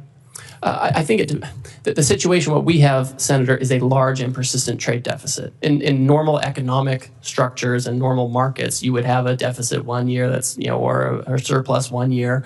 But what we have is a structural, persistent and growing deficit. And as a result, offshore some crucial products. That's a big part of it. Yes, but do you want to onshore, for example, very high labor content products when, by the way, we're pretty low unemployment rate? I mean, when I went to college, 5% was full employment. We're at 4.2. I've been in manufacturing since late 70s. You couldn't hire enough people in manufacturing back then. Situations even got worse. So I would argue that I'm far more concerned about our budget deficit of $2 trillion. And I realize the trade deficit, we have problems with that. But I think a bigger problem is we don't have enough workers. So are you factoring that into your calculation in terms of what you're actually trying to accomplish here? I mean, all for bringing back these crucial products so that we don't have national security issues with the things that we can't manufacture. But again, I don't want to bring back high labor content. Now I want to diversify our supply chain. It's bad to have that all in China, as we saw certainly with PPE, but a diversified supply chain around the world, because I think trade is a win-win situation. It should be. What are your comments on that? So I think when it comes to workers, so first of all, we have about 2 million discouraged workers right? And these are folks who should come off the sidelines for sure. I think the factories that are being built and will be built in the United States will leverage both automation and workers, right? I don't think we're going to have lots of, it's not the kind of labor that's done in some of these other countries. I think our folks are innovative, and the newest factories use a lot of automation, but also workers and people who make the products that the industrial robots that contribute to that automation. But I mean, I think we need to be in a situation where we have production here, right? We need to think not just in terms of quarterly earnings, but in the next century, and how do we set up the American economy now? How do we deal with the emergency now to make sure we can produce far into the future? Look, and I would ask that these case studies be entered in the record, and I just really ask you and the President focus on the products we actually need, as opposed to using this broad instrument. There's going to be an awful lot of collateral damage. People are already feeling that pain, so I hope you're sensitive to that. Without objection, and Senator Tillis is next. Thank you, Mr. Chairman. Ambassador Greer, thank you for being here. Back in the 90s, I was in management consulting, and there was a new platform that came out that promised to transform the business industry, ERP. Some of the early attempts at implementing the system proposed an alla prima approach. Let's do it all at once. Let's change the plumbing out. Let's get it all in, get it done, rip the Band-Aid off. It proved to be hugely unsuccessful. There were a lot of very visible projects, and the industry decided there needed to be a methodical sort of prioritization of what parts of the business needed to perform better sooner, and how do you layer onto that a comprehensive strategy. It looks like we've got a novel approach here in terms of an alla prima approach. I'm not a trade expert, and I'm not going to question it at this point. I do have a question about, at the end of the day, the other thing in management consulting we like to focus on is this concept of one throat to choke. In other words, when you're finally taking a look at a strategy, someone has to own it, and you can't say that it's the president or the vice president. So my first question to you, in this scenario, the decision maker who decided the alla prima approach, who has obviously had to have spent time anticipating what we saw in the markets and some of the pushback, I'm assuming this all got gamed out because it's a novel approach, it needed to be thought out. Whose throat do I get to choke if this proves to be wrong? Well, Senator, you can certainly always talk to me, but are you at the tip of the spear? Well, I'm at the tip of the spear for certainly. Did you propose the alla prima approach? So, first of all, I would push back, Senator, just a little bit on this. For now, we've excluded pharmaceuticals and semiconductors to take a different kind of approach. So let's make it. And we've excluded question. USMCA. Section 232 and 301. We know particularly Section 232 is still on aluminum. Section 301 is Chinese imports, where there's no other provider. I overheard you say that maybe, or I thought I heard you say in response to another question, that for the near term there won't be any exclusions. Is that true of China, where they have said the U.S. is unilaterally bullying and completely groundless, and they're going to fight to the end? Are the 232 and 301 tariffs exclusions on the shelves until we get to a reasonable agreement with China? I'm just trying to answer a question that I have several people in North Carolina asking. So the president, again, is the final decision maker on all of these things, and he has directed that there not be exclusions or There will not be any exclusions on steel, aluminum, or any products that are only manufactured in China for the foreseeable future until China determines what the end is, because they said they're going to fight to the end. Again, I'm just trying to communicate questions that I've asked. So there will be no exclusions. Yes. I won't waste your time asking for them. That's the main reason I wanted to ask the question. So again, I'm just trying to get my head around the logic of an alla prima approach, and I'm waiting to be. I'm waiting to see it be successful. But it just seems like we've decided to begin a trade war on all fronts, and that's okay if the person who thought this through has an answer for why you go after partners that we have a very long storied relationship with. Maybe we give some developing countries a break because we're trying to actually get their economies functioning, make them look to the West versus to Chinese investment. So it just seems like I'm getting my head around the alla prima approach. I'm not condemning it because I'm not a trade expert, but I still, at some point, and I understand that you are the trade rep. So if you own this decision, then I'll look to you to figure out if we're going to be successful. If you don't on the decision, I'm just trying to figure out whose throat I get to choke if it's wrong, and who I put up on a platform and thank them for the novel approach that was successful if they're right. But here's what I'm really worried. I'm not going to ask any more questions. I'm just going to tell you, every time we talk about people having patience, we need to understand that the founding fathers made damn sure that that patience was never more than about 14 months, really. Everything that we need to do to know what the political environment is going to be about next year, it's going to be done by February of next year. So in your mind, do you believe that over the course of the next 14 months, we're going to have a level of certainty, and the people in the trailer park that I grew up in who are going to bear the brunt of some of these short-term cost increases, maybe some job displacement for a period of time, how are they going to be feeling Groundhog Day 2027 or 2026? Do we feel like the majority of this will be resolved, and I'll be able to thank whoever thought that the alla prima approach was a good idea? Because that's about the timeline we've got to work with.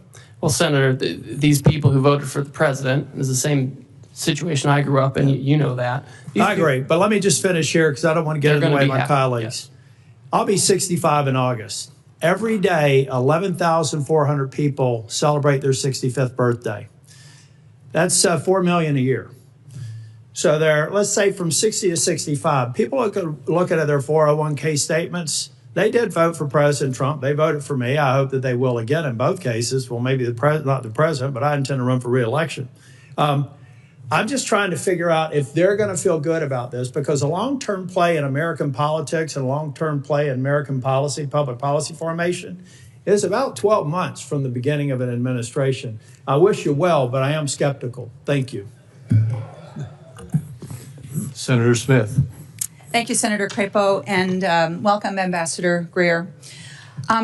So, it seems to me that President Trump has started a big trade war, and the war is with everyone on multiple fronts, with allies as well as adversaries. I think this is a little bit of what Senator Tillis was getting at. It feels really indiscriminate and chaotic, and apparently we're still just in the early days of this. And I just need to tell you that Minnesotans are freaked out.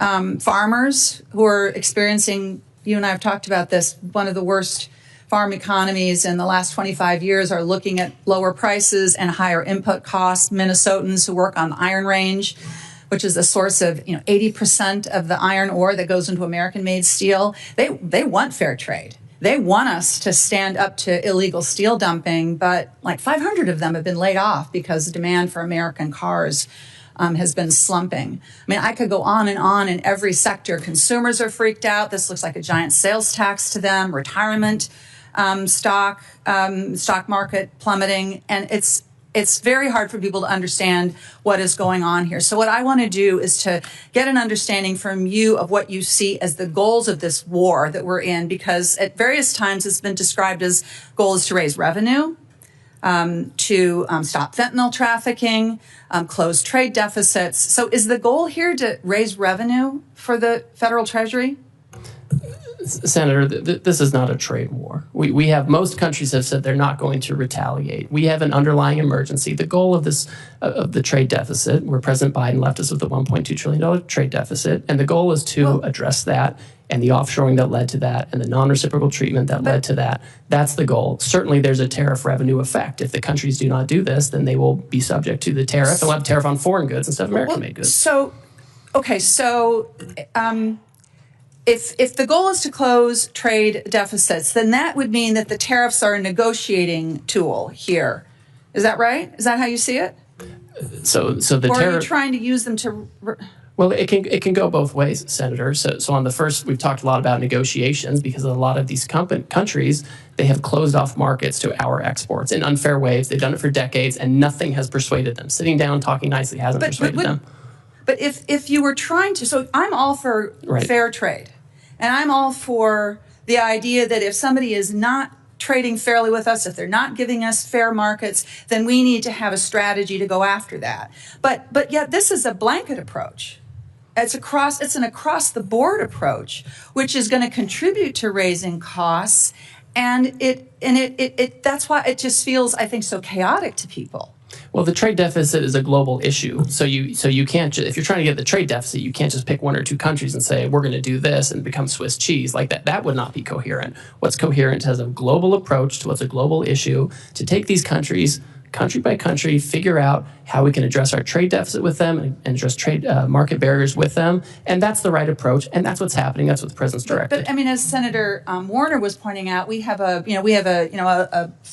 guess it's a floor, you could call it, a 10% tariff, even with countries where we have a trade surplus. And by the way, this formula that the administration used to assign this so-called reciprocal tariff it just seems so arbitrary. I mean, where did that formula come from? It's straightforward and it's common sense. It came from White House economists, and they proposed that looking at a country's trade deficit is a good approximation of the net effect of the unfairness of the higher tariff rates, the higher trade barriers, the unfair trade practices, the dumping, the subsidies, all of that, and that's how you can capture that. Well, so would you adapt that because it's based on 1 year, and of course trade surpluses, deficits can vary quite a bit from year to year. Would your plan be to change it if you get new yearly data? And then that would suggest, I guess, that the tariffs would be in place for a long time. Well, we need to assess. Again, I think it becomes country by country. We have the baseline 10% to make sure there's no arbitraging of different jurisdictions. And all these countries that are subject to the highest rates, most of them have already come to talk to us about how to get it down. I mean, we have to take this step by step. We have to take it country by country to address these issues. The status quo just won't work anymore, and we can't do it piecemeal. I'm not arguing for the status quo, Ambassador. I'm not arguing for the status quo, but I am questioning the rationality of this policy that is it's so chaotic, and it seems so arbitrary. And it seems so internally inconsistent because, for example, if your goal is to onshore manufacturing, something that I think many of us on this side of the dais believe strongly that we need to be making things in this country again, but then that would suggest that these tariffs need to be in place for a very long time because what capital wants is consistency and stability and predictability. Yet at the same time, the administration seems to be arguing that we would be, waiving some of these tariffs if we could somehow magically negotiate, 50 new trade agreements with 50 different countries. I know my time is up here. I wanted to ask you a question about trade adjustment assistance, which I will follow up as a question for the record. But again, I think that my constituents are freaking out here, and I understand why. Thank you. Senator Lujan. Thank you, Mr. Chairman. Thanks for holding this hearing. Now, Mr. Greer, it's been less than a week since President Trump started this, what I'll describe as a reckless tariff war. It certainly feels that way. Families are seeing higher costs. Businesses across the country are hurting, and we've seen one of the worst drops in the stock market in over 35 years. Do you believe that there's currently higher costs a week after the president put these tariffs into place? Senator, we haven't yet seen how those costs are going to be allocated between the foreign producers and their importers here. We haven't seen the data on that yet. Do you believe businesses are hurting a week after President Trump put these tariffs into place? I've heard from a lot of businesses. Some of them are excited about the prospects. Some are concerned because they're import dependent instead of U.S. product dependent. So I know there are varying views on this. Let me ask this question, because this one's based completely on fact, on something I think you look at every day. You probably have some of these numbers in your phone that I'm guessing might be in your pocket. Have we seen one of the worst drops in the stock market in over 35 years? We've certainly seen volatility. Have we seen one of the worst drops in the stock market in over 35 years? I think, and Senator Warner talked about we'll move this. on. If you don't want Well, I know everyone's concerned about Wall Street, and I'm just concerned about Main Street and getting these jobs back. Okay, let's talk about Main Street, Mr. Greer. Last time you were here, I asked if President Trump's trade war would hurt New Mexico businesses and families. You dodged my question. You told me, quote, I can't guarantee economic outcomes. When I pressed you, you told me that you want me to, quote, you asked me to, quote, hear from me on what the impacts of these tariffs are. Well, Mr. Greer, I'm here to tell you today New Mexicans are hurting. I understand why you would not guarantee that New Mexicans wouldn't be hurt, because you probably knew what I thought then that we now see today, that This is hurting people back home. Now, I want to ask you the same question again. Yes or no, will President Trump's tariffs harm New Mexican businesses and families? Senator, I just don't think they will. Right now, you have duty-free trade with Canada and Mexico, where they comply with the rules, where they have U.S., Mexican, and American content. I mean, this is designed, and I would hope that being a border state, this is something that you find valuable, and that's what we're trying to do. We're trying to incentivize production in the United States. We want North America to be competitive, and this is. We can't have the status quo. We have to have a situation where we have manufacturing here, where we have foreign market access for our producers, and we want New Mexico families and companies and communities to prosper. Mr. Greer, do you agree with President Trump that families are going to have to feel a little pain? I'm not going to speak for the president. I didn't ask for you to speak for him. I know none of you have the courage to stand up to him. What I'm asking you, Mr. Greer, is do you agree with what the president said about these tariffs in that people are going to have to feel a little pain? That's my question. If we have companies that feel pain because they're adjusting their supply chains, that more American product made by American workers, that's an adjustment we have to make to prepare for the future. We can't keep doing the same thing we always did. And if companies are having trouble adjusting their supply chains, which I'm very sensitive to, this is something that we have to deal with. We can't do nothing for 4 years like we saw under Biden, where there's just nothing going on trade. Let me ask the question a little differently. Yes or no? Do you agree with President Trump when he said families are going to have to feel a little pain? Of course, I agree with the president. Thank you very much. But I expect that the jobs we see for manufacturing is going to far outweigh on time, sir. So look, economists are predicting that Trump's trade war is going to cost American families about $4,000 per year. I disagree with your assessment now and agreeing with Donald Trump that families should feel pain. When I asked you about the economic impact of families back home, you said, oh, they're going to do great. Things are going to be wonderful. New Mexico should be appreciative of all these things. I guess pain is the kind of relief that you believe that families should be going through. I mean, it is what it is. As I've been saying to my colleagues here, I understand the outcome of this last election. Donald Trump is now the president of the United States. He won the election. My Republican colleagues in the Senate won the election. They control the votes in this chamber. They control the votes in the House. That's why we're seeing these budget resolutions. All I'm saying is own up to what you want to do. You want to do it. Just be honest with the American people about what's going on. I appreciate the time today, Mr. Chairman. I yield back. The same economists who are crying out now are the ones who said we were going to crash the economy, and Trump won. We put tariffs on China, and real median household income went up for Americans by $7,000. Inflation went down, unemployment went down. So we have history showing that we know how to use this. Mr. Chairman, since Mr. Greer went on, I will just follow up again. Then help explain the pain that people are feeling today with your assessment of what Donald Trump said, that families should feel some pain. That's all okay with you all? Senator, we're not going to be in a situation where we keep allowing Wall Street to run the economy. And as we're making that transition, companies you know what, Mr. Greer, will need to adjust. Go spend a little time at the grocery store talking to some of my constituents back home. I'll take you around. We'll walk around. We're not going to give anyone a heads up. You just go do it. And let's see what the regular folks back home are doing, including the people that come and talk to me that say they voted for this president. This is not what they stand up for. Farmers and ranchers are getting the short end of the stick from USDA, where these grants are being cut, and they say, oh, no, it's because we don't want to give people food. Baloney. You're cutting the lifeline for these farmers and ranchers as well, in addition to what's happening with these inputs with tariffs. Look, you all are a lot smarter than I. I'm just a regular person back home. I'm one of them. Senator Warnock. That's the difference between you and I, sir. Senator Warnock. Thank you very much, Brother Chair. Since President Trump announced his tariffs last week, the stock market has dropped more than 10%. We've talked about that. I'm more concerned about the impact on ordinary people. This for me is a regressive tax. It's a tax on families who are already dealing with increasing costs and are trying to figure out how to make their lives work. I heard you say, Mr. Greer, that you don't think this is that we're in a trade war, and I respect your expertise on trade. But tomorrow, the Trump administration will implement its reciprocal tariffs, which means businesses and families have had less than 1 week to plan for the largest tax increase in more than 50 years. So we are escalating. And so we can go back and forth about whether we think it's a trade war. I'm focused on how this is impacting families. Normally, when tariffs are being discussed, businesses and industries have time to plan.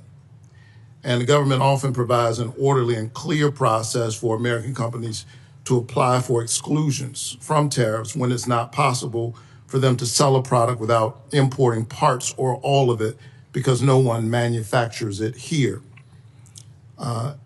We all know uncertainty is the worst thing for business. I'm hearing this from farmers. I'm hearing it from folks in the manufacturing sector. So I hope we can provide some certainty. What should a multinational retailer do about their products made only overseas or that contain parts only made overseas? We're seeing this in our automotive sector in Georgia. Should they just raise their prices on families to account for the new tax? Or is there a process for that company to reach out to the White House for an exclusion? So Senator Warnock, the Section 232 on autos is a Commerce Department action. One thing they've done is they have said that they would be willing to give some kind of a credit for U.S. content in parts and components, and they can approach the Commerce Department about this. It's not a decision I'm making, but I know that this is one alternative. You know, I'm mindful, you know, when I hear this, obviously we're sensitive to these dynamics, but it just reminds me that we lost 5 million manufacturing jobs over the last 20 years, and that's part of the reason why we're in this situation now, and we just have to bring those back. So it's important to bring them back now before the situation gets worse. But the question is, what do they do? Do they pass that price on to consumers? Well, what we've seen is Ford and GM, for example, have announced actually that they're giving discounts. That was the big news last Thursday. They'd be giving discounts going forward. These companies often are going to figure out how they allocate costs among themselves, and it rarely gets down to the consumer in one-for-one basis. So the company might basis. figure it out, I think, Well, they can approach the Commerce Department to talk about the credits. Let me go they can get. smaller. Last week, my office met with Angela Hawkins. She's the founder of Bamboo, a small business in Atlanta that sells bamboo-based sleepwear and sheets, particularly for people with severe and sensitive skin allergies like her husband. Angela's products are made overseas because you can't really find bamboo fabric made in the United States. What should Angela do? Pay the new tax, raise her prices, and risk losing customers? Or is there a process for her to apply for an exclusion from the Trump White House? So, Senator, the president has said that in connection with this action, he's not going to have exclusions or exemptions beyond what's in the program already for certain products. So she'll just have to figure it out. She'll have to work with her business partners and find about sourcing, and she'll have to either raise prices and risk customers. Basically, is the answer, right? Because she can't get bamboo here. It will depend on the tariff rate. Every country has a different rate, and some are much lower than others, and so they're she might even go out of business. Let's go even smaller. Early estimates show that President Trump's tariffs will increase the cost of goods by $3,800 for an average American household. Many critical baby goods like cribs and baby gates are produced abroad or made or have foreign-made components. I went through this not long ago as a parent of young children. For an expecting family in Augusta, Georgia, who may now see a 50% price increase for that stroller or car seat, what is the process for that family to apply for a White House exclusion? I guess if the business owner can't get one, they can't get one either, correct? So there's not an exclusion process. That's right.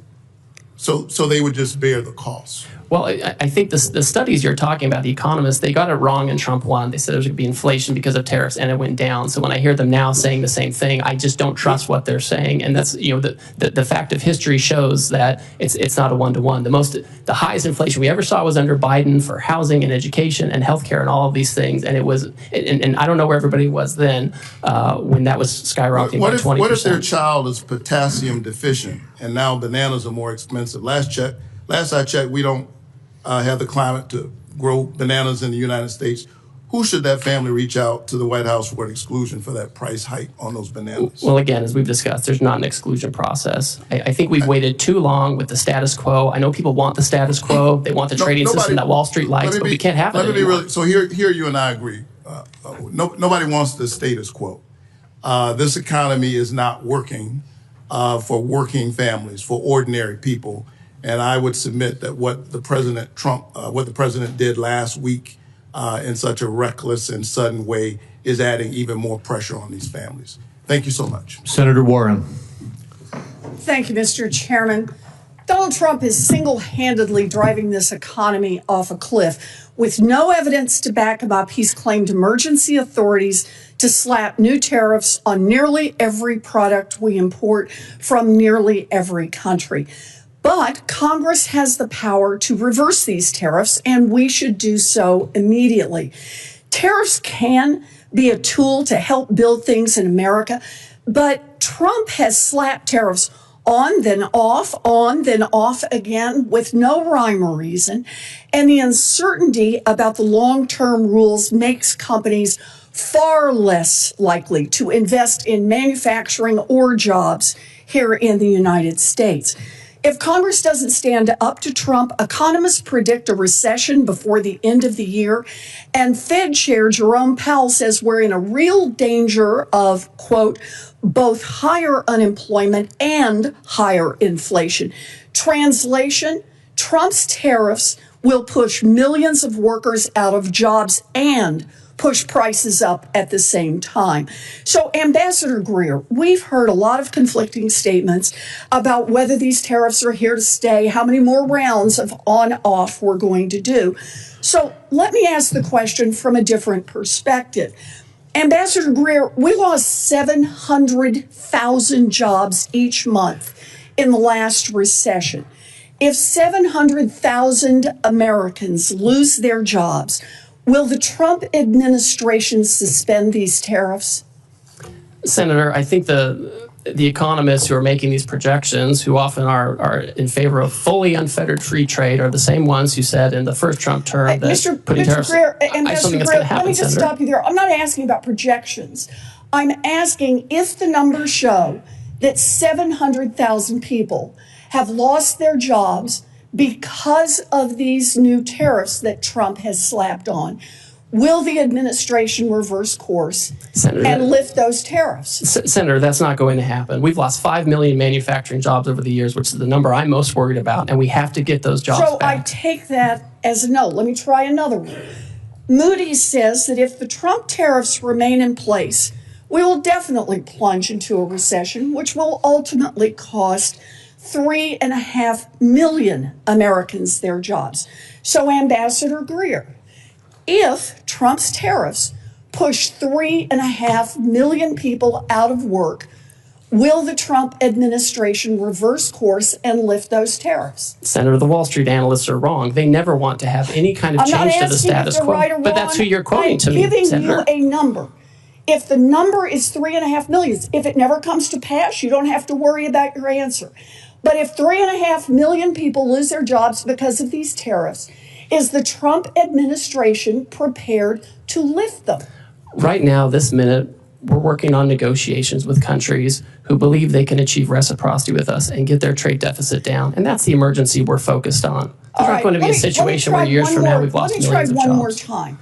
If Trump tariffs push workers out of their jobs and raise prices, as Fed Chair Powell has predicted, will you reverse course then? I think also with respect to Chairman Powell, who I don't know personally, but I know the president makes decisions on trade, and he rarely takes advice from Chairman Powell on this. We found in Trump 1 that you could put tariffs on China and you can make it work and have lower income, lower unemployment, lower inflation, and increase real median household income over time as we reshore. And that's what we have to do, Senator. What I'm hearing you say is that no one can hear a rhyme or reason to why the tariffs are off again, on again, off again, on again. But what you're telling us is the fact that hundreds of thousands, even millions of people could lose their jobs and that prices could go up will not be a factor for you or for Donald Trump for rolling those tariffs back. Look, if Republicans are serious about protecting American jobs and fighting inflation, then they can join Democrats right now to pass a resolution to fix Trump's reckless tariffs. This economy is teetering on the edge of collapse. We have the power right here in the Senate and over in the House of Representatives to take this authority away from Donald Trump. We can get this voted on. Senator Wyden and I have already are about to introduce the bill to do that. And if Republicans are serious about not playing the red light, green light with tariffs, but instead about protecting our economy, our families, our jobs, and keeping prices low, then Republicans should join us on that. Thank you, Mr. Chairman. Senator Welch. Thank you. You know, there's a place for tariffs on China. Targeted tariffs make some sense. What is being rolled out and the way this is being done is so destructive and so reckless and so irresponsible that it's creating nothing but economic chaos, uncertainty, and suffering for a lot of people. These are really disastrous for Vermont. I just want to go through this question of how do these roll out? You did not set, as our trade representative, the tariff rates on all of these countries that were on display when the president announced them, right? Senator, the president made a decision on how he wanted to have the tariff set, and the economic cabinet advised him on that. Right, but you did not set like the 50% rate on Lesotho. I personally didn't, no. Yeah, can you explain how that makes any sense? So the way that the methodology works is the emergency we're talking about is premised on the trade deficit, which we think is well, I'm trying to explain the methodology, no, but Senator, if you want to hear it. This has got to get concrete because this has real impacts on everyday people. So the rhetoric about what the goals are when the rollout is so in conflict with achieving anything other than economic downturn. How did the 50% rate on Lesotho be decided? So when you have White House economists who assess the trade deficit. But you had no role in it? Well, I certainly had a role in it. Everyone was advising the president on how to do this. Tell me why you came up with 50% for Lesotho. Well, I'd like to tell you, Senator. So when you look at a country's trade deficit, we believe that captures some of the unfairnesses, and you have to have a uniform methodology. You can't be arbitrary or capricious. I'm going to keep going because Lesotho does diamonds in, I'm happy to talk more to you about the methodology. There is, my sense is there is no methodology. I asked ChatGPT, and basically they came up with some formula. Well, that's not true. Well, here's how it looks. Donald Trump just got fed up and said, what the heck, we'll just go with this formula that makes no sense. Number two, the issue of these tariffs. Now, the phone is ringing off the hook at the White House from countries wanting to get a break, right? They want to talk about how to have reciprocal trade with us and how to get that deficit down. That's right. So here's the structural issue that is really alarming to me, and I hope to all of us. We are using these tariffs, or the president is using these tariffs, from going from an economy that's based on competition to one that's based on access. You know, in a competitive economy, your product, your service determines the outcome and how well you do. In an access economy, it's who's got Donald Trump's number, who's got your number, who's got Lutnick's number, and you call up and you get a break. That's an access economy. Is this going to be the arbitrary authority of the president to decide, yes, we'll cut the Vietnam tariff, and no, we'll sustain the tariff on Lesotho?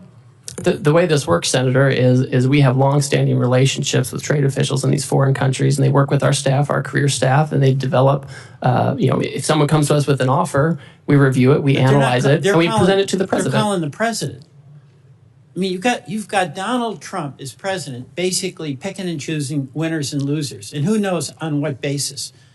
That's not a trade regime that anybody can count on. That's something they can game if they know you, they know Lutnick, they know Donald Trump.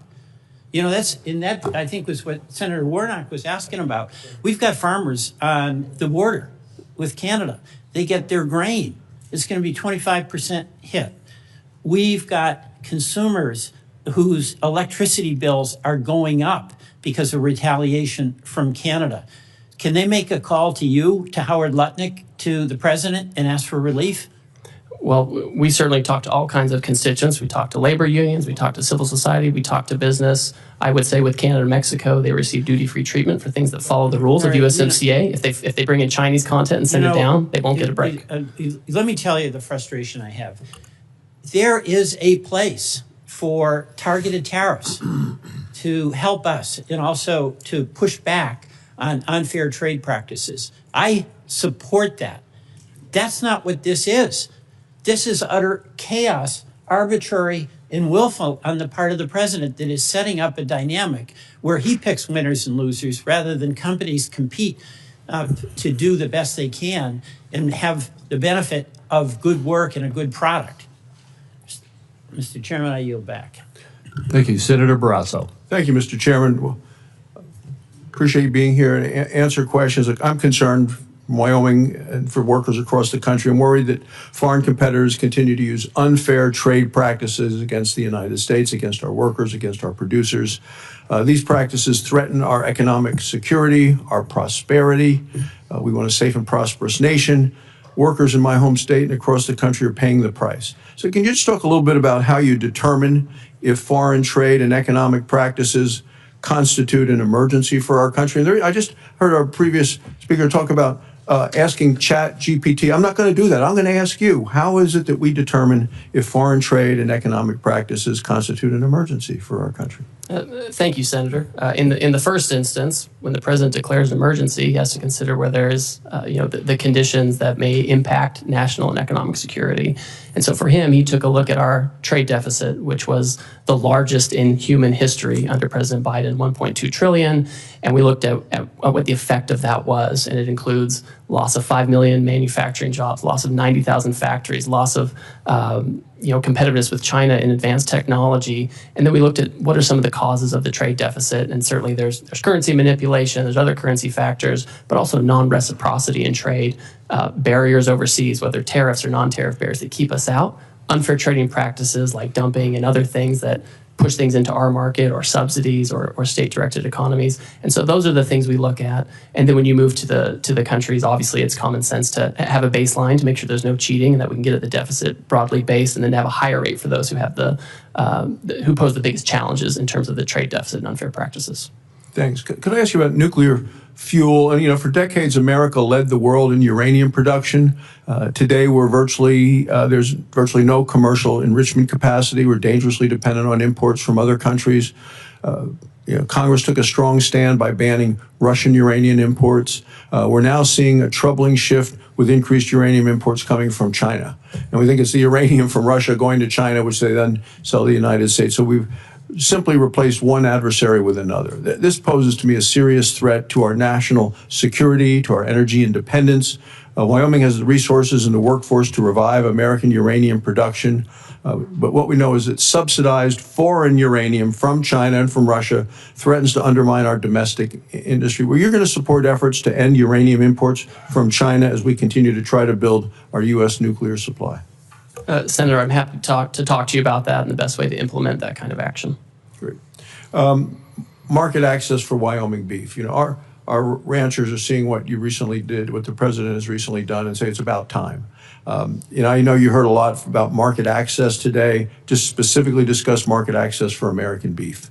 It's our #1 cash crop in Wyoming. Our ranchers produce some of the highest quality beef in the world, yet our beef faces significant barriers in key foreign markets. So I do appreciate your office's efforts to document the numerous barriers that unfairly block American beef exports. For example, Thailand imposes a 50% tariff on American beef. The European Union's numerous, quote, Green Deal restrictions limit market opportunities for our ranchers.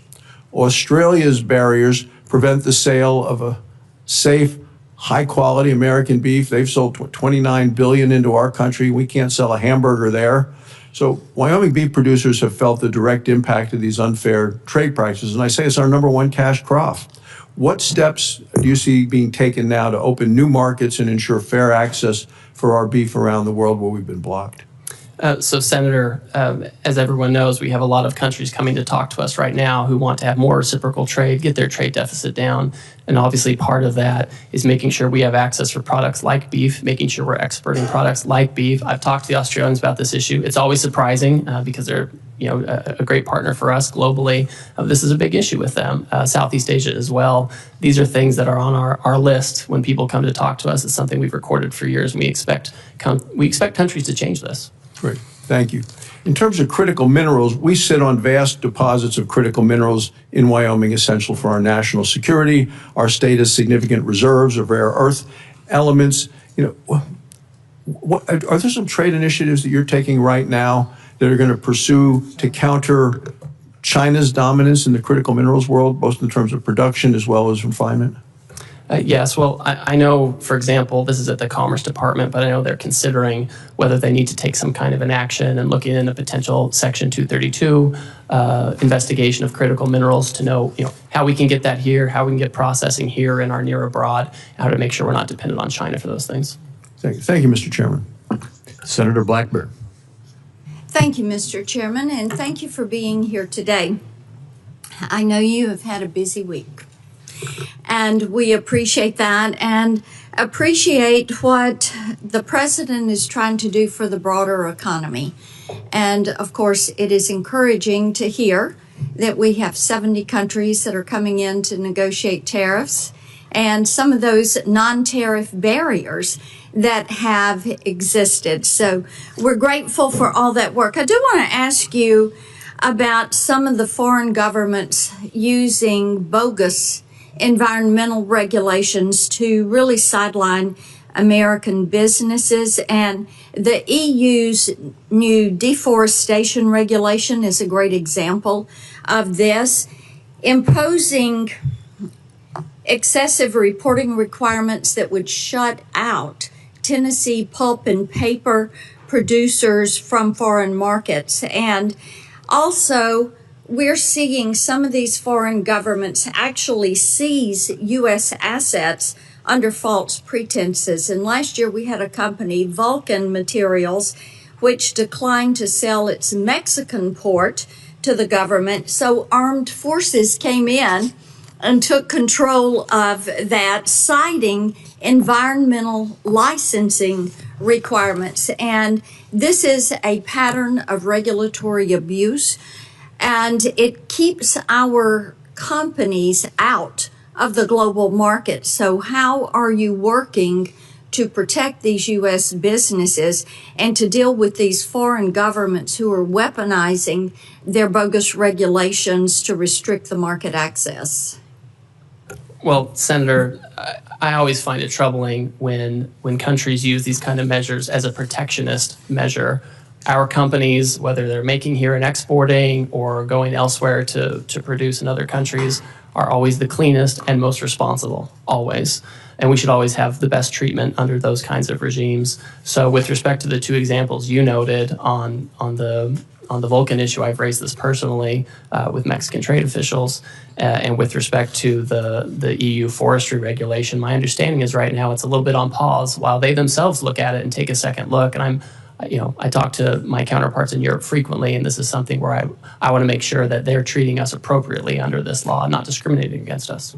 That's wonderful. If I could get in writing from you an update on the Vulcan port issue, that would be helpful also. We're happy to do that, Senator. Thank you. I want to talk about digital trade because President Trump really has shown great leadership when it comes to digital trade. And that was a part of the negotiations on the USMCA. And it really gave us a very robust and ambitious digital trade chapter.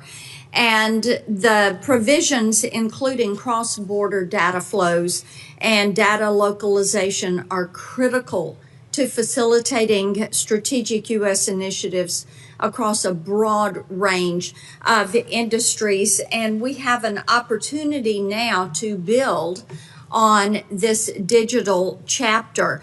So, and I think that could really pave a way to add other provisions on critical issues such as AI, such as quantum computing that we are dealing with.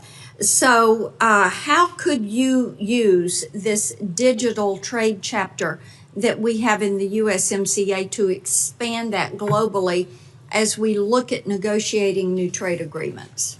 Well, I think it's important to understand that our companies, our digital trade companies, are the most competitive in the world. They're the most effective in the world. And what we don't want is a situation where they are retaliated against or they're discriminated against such that their Chinese competitors actually take up market share. I mean, that would be a disastrous situation. And so as countries come to us and want to talk about how to have more reciprocal trade or better trade actions, I would expect that we want to make sure that they're not discriminating against our technology companies. And we want to make sure we have a level playing field so we can have the appropriate market access that we want, and whether we do that in formal trade agreements or just in commitments from these other countries. Well, and as you know, digital trade is important to Tennessee. Yes, so we're looking forward to that. Non-tariff barriers are something that get mentioned quite a bit as we are talking to companies. I know Vietnam has several non-tariff barriers, and we've seen this in the USTR's National Trade Estimate report. And we had a record high deficit with Vietnam in 2024.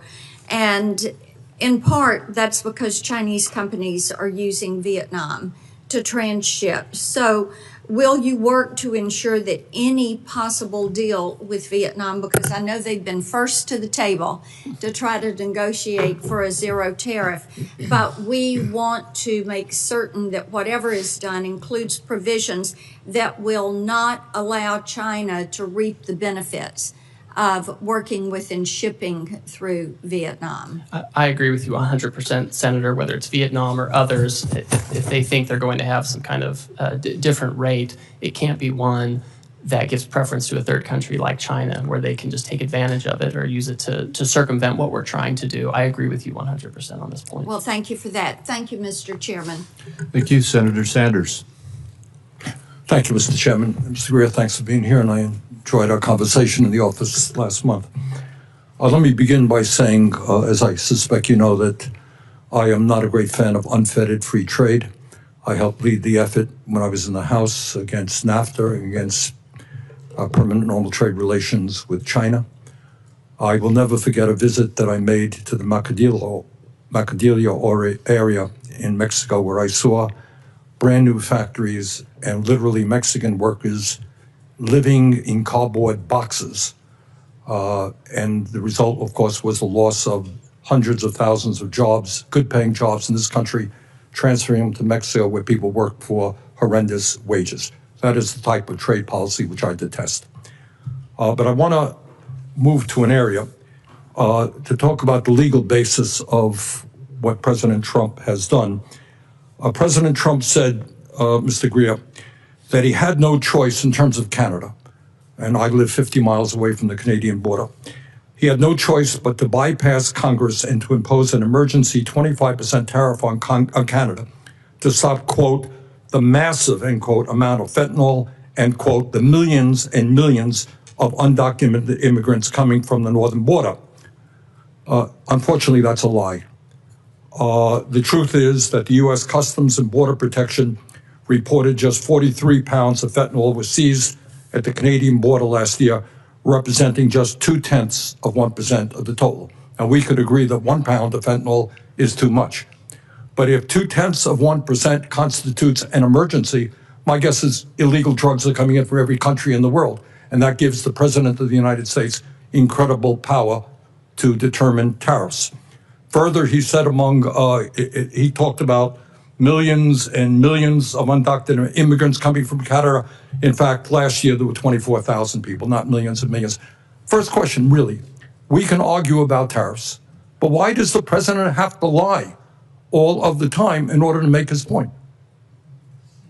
So, Senator, I would just refute that when the president is talking about the nature of the emergency we have. I mean, could you talk a little bit closer into the mic, please? Certainly. Senator, I would just say, I think you need to look at what the president issued in terms of the order for the legal basis for what we're doing, right? I mean, the president very rightly hit on this issue of fentanyl migration coming from northern and southern borders, and it's a real emergency. Drugs are a real emergency. 0.2%. You can then argue illegal drugs come from every country in the world. If you declare that as an emergency, you're giving the President of the United States unbelievable power. Let me go on that point. Let me mention to you what you probably know. 7 Republicans have joined a number of Democrats on legislation reasserting Congress's ability to play an active role in trade and tariffs. That on the Republican side was led by Senator Grassley. And he said, and I quote, "For too long, Congress has delegated its clear authority to regulate interstate and foreign commerce to the executive branch, et cetera, et cetera." He wants to reassert Congress's constitutional role and ensure Congress has a voice in trade policy, end of quote. In the last 2 weeks, all we have seen is reports in the newspaper. Congress has not had 1 ounce of authority in determining tariff policy. Do you think Congress should be completely left out of the process? Or does the president have emergency power to do anything he wants with regard to tariffs? Senator, my staff has had over 200 meetings with congressional offices in the past 2 months to consult. The president's been very transparent about what he wants to do on tariffs. Congress delegated the law to him to take this action. Mr. Greer, you can have all the meetings you want. You and I had a nice meeting. But at the end of the day, the president did exactly what he wanted to do without any discussion, formal discussion with members of Congress. He could make recommendations to Congress, that's for sure. Do you really think that he has the power under an emergency degree to reorder the trade world, global trade policy, without any input from the United States Congress? Sir, Congress gave him this law where if he determines a national emergency, he can take appropriate action to regulate imports. That's what he's done. Do you think it's a national emergency that 0.2% of fentanyl coming from Canada constitutes a national emergency? Sir, do you? The president has determined that Canada, I'm asking you. You're asking me about drug policy. So I agree with the president. If you have China and Canada and Mexico putting drugs into this country at different levels, then that's an emergency. We have to deal with it. Look, we're not going to argue about the danger of drugs. 43 pounds of fentanyl. On that basis, the president can declare an emergency with any country on earth and take unlimited power. That's called authoritarianism. Okay, that's not what a democracy does. Do you have any concerns about all of that power going into the hands of the president? Sir, Congress delegated this power to the president. He has to renew the emergency every year. He has to give reports to Congress. The Congress told him what he has to do to use this authority, and he's doing those things. Okay. Thank you, Mr. Chairman. Thank you. We have, you've been going now 2 hours and almost 40 minutes, but we have one more question. Senator Wyden has one more question, and then we'll Thank you very much, Mr. Chairman. So, Mr. Greer, we've been at this a long time, and you've offered a lot of word salad about international trade, reciprocity and metrics, and the list goes on and on. But inside this verbiage, you've ducked a very big question. And that is, how can you negotiate with scores of countries before Americans see their 401ks go up in smoke?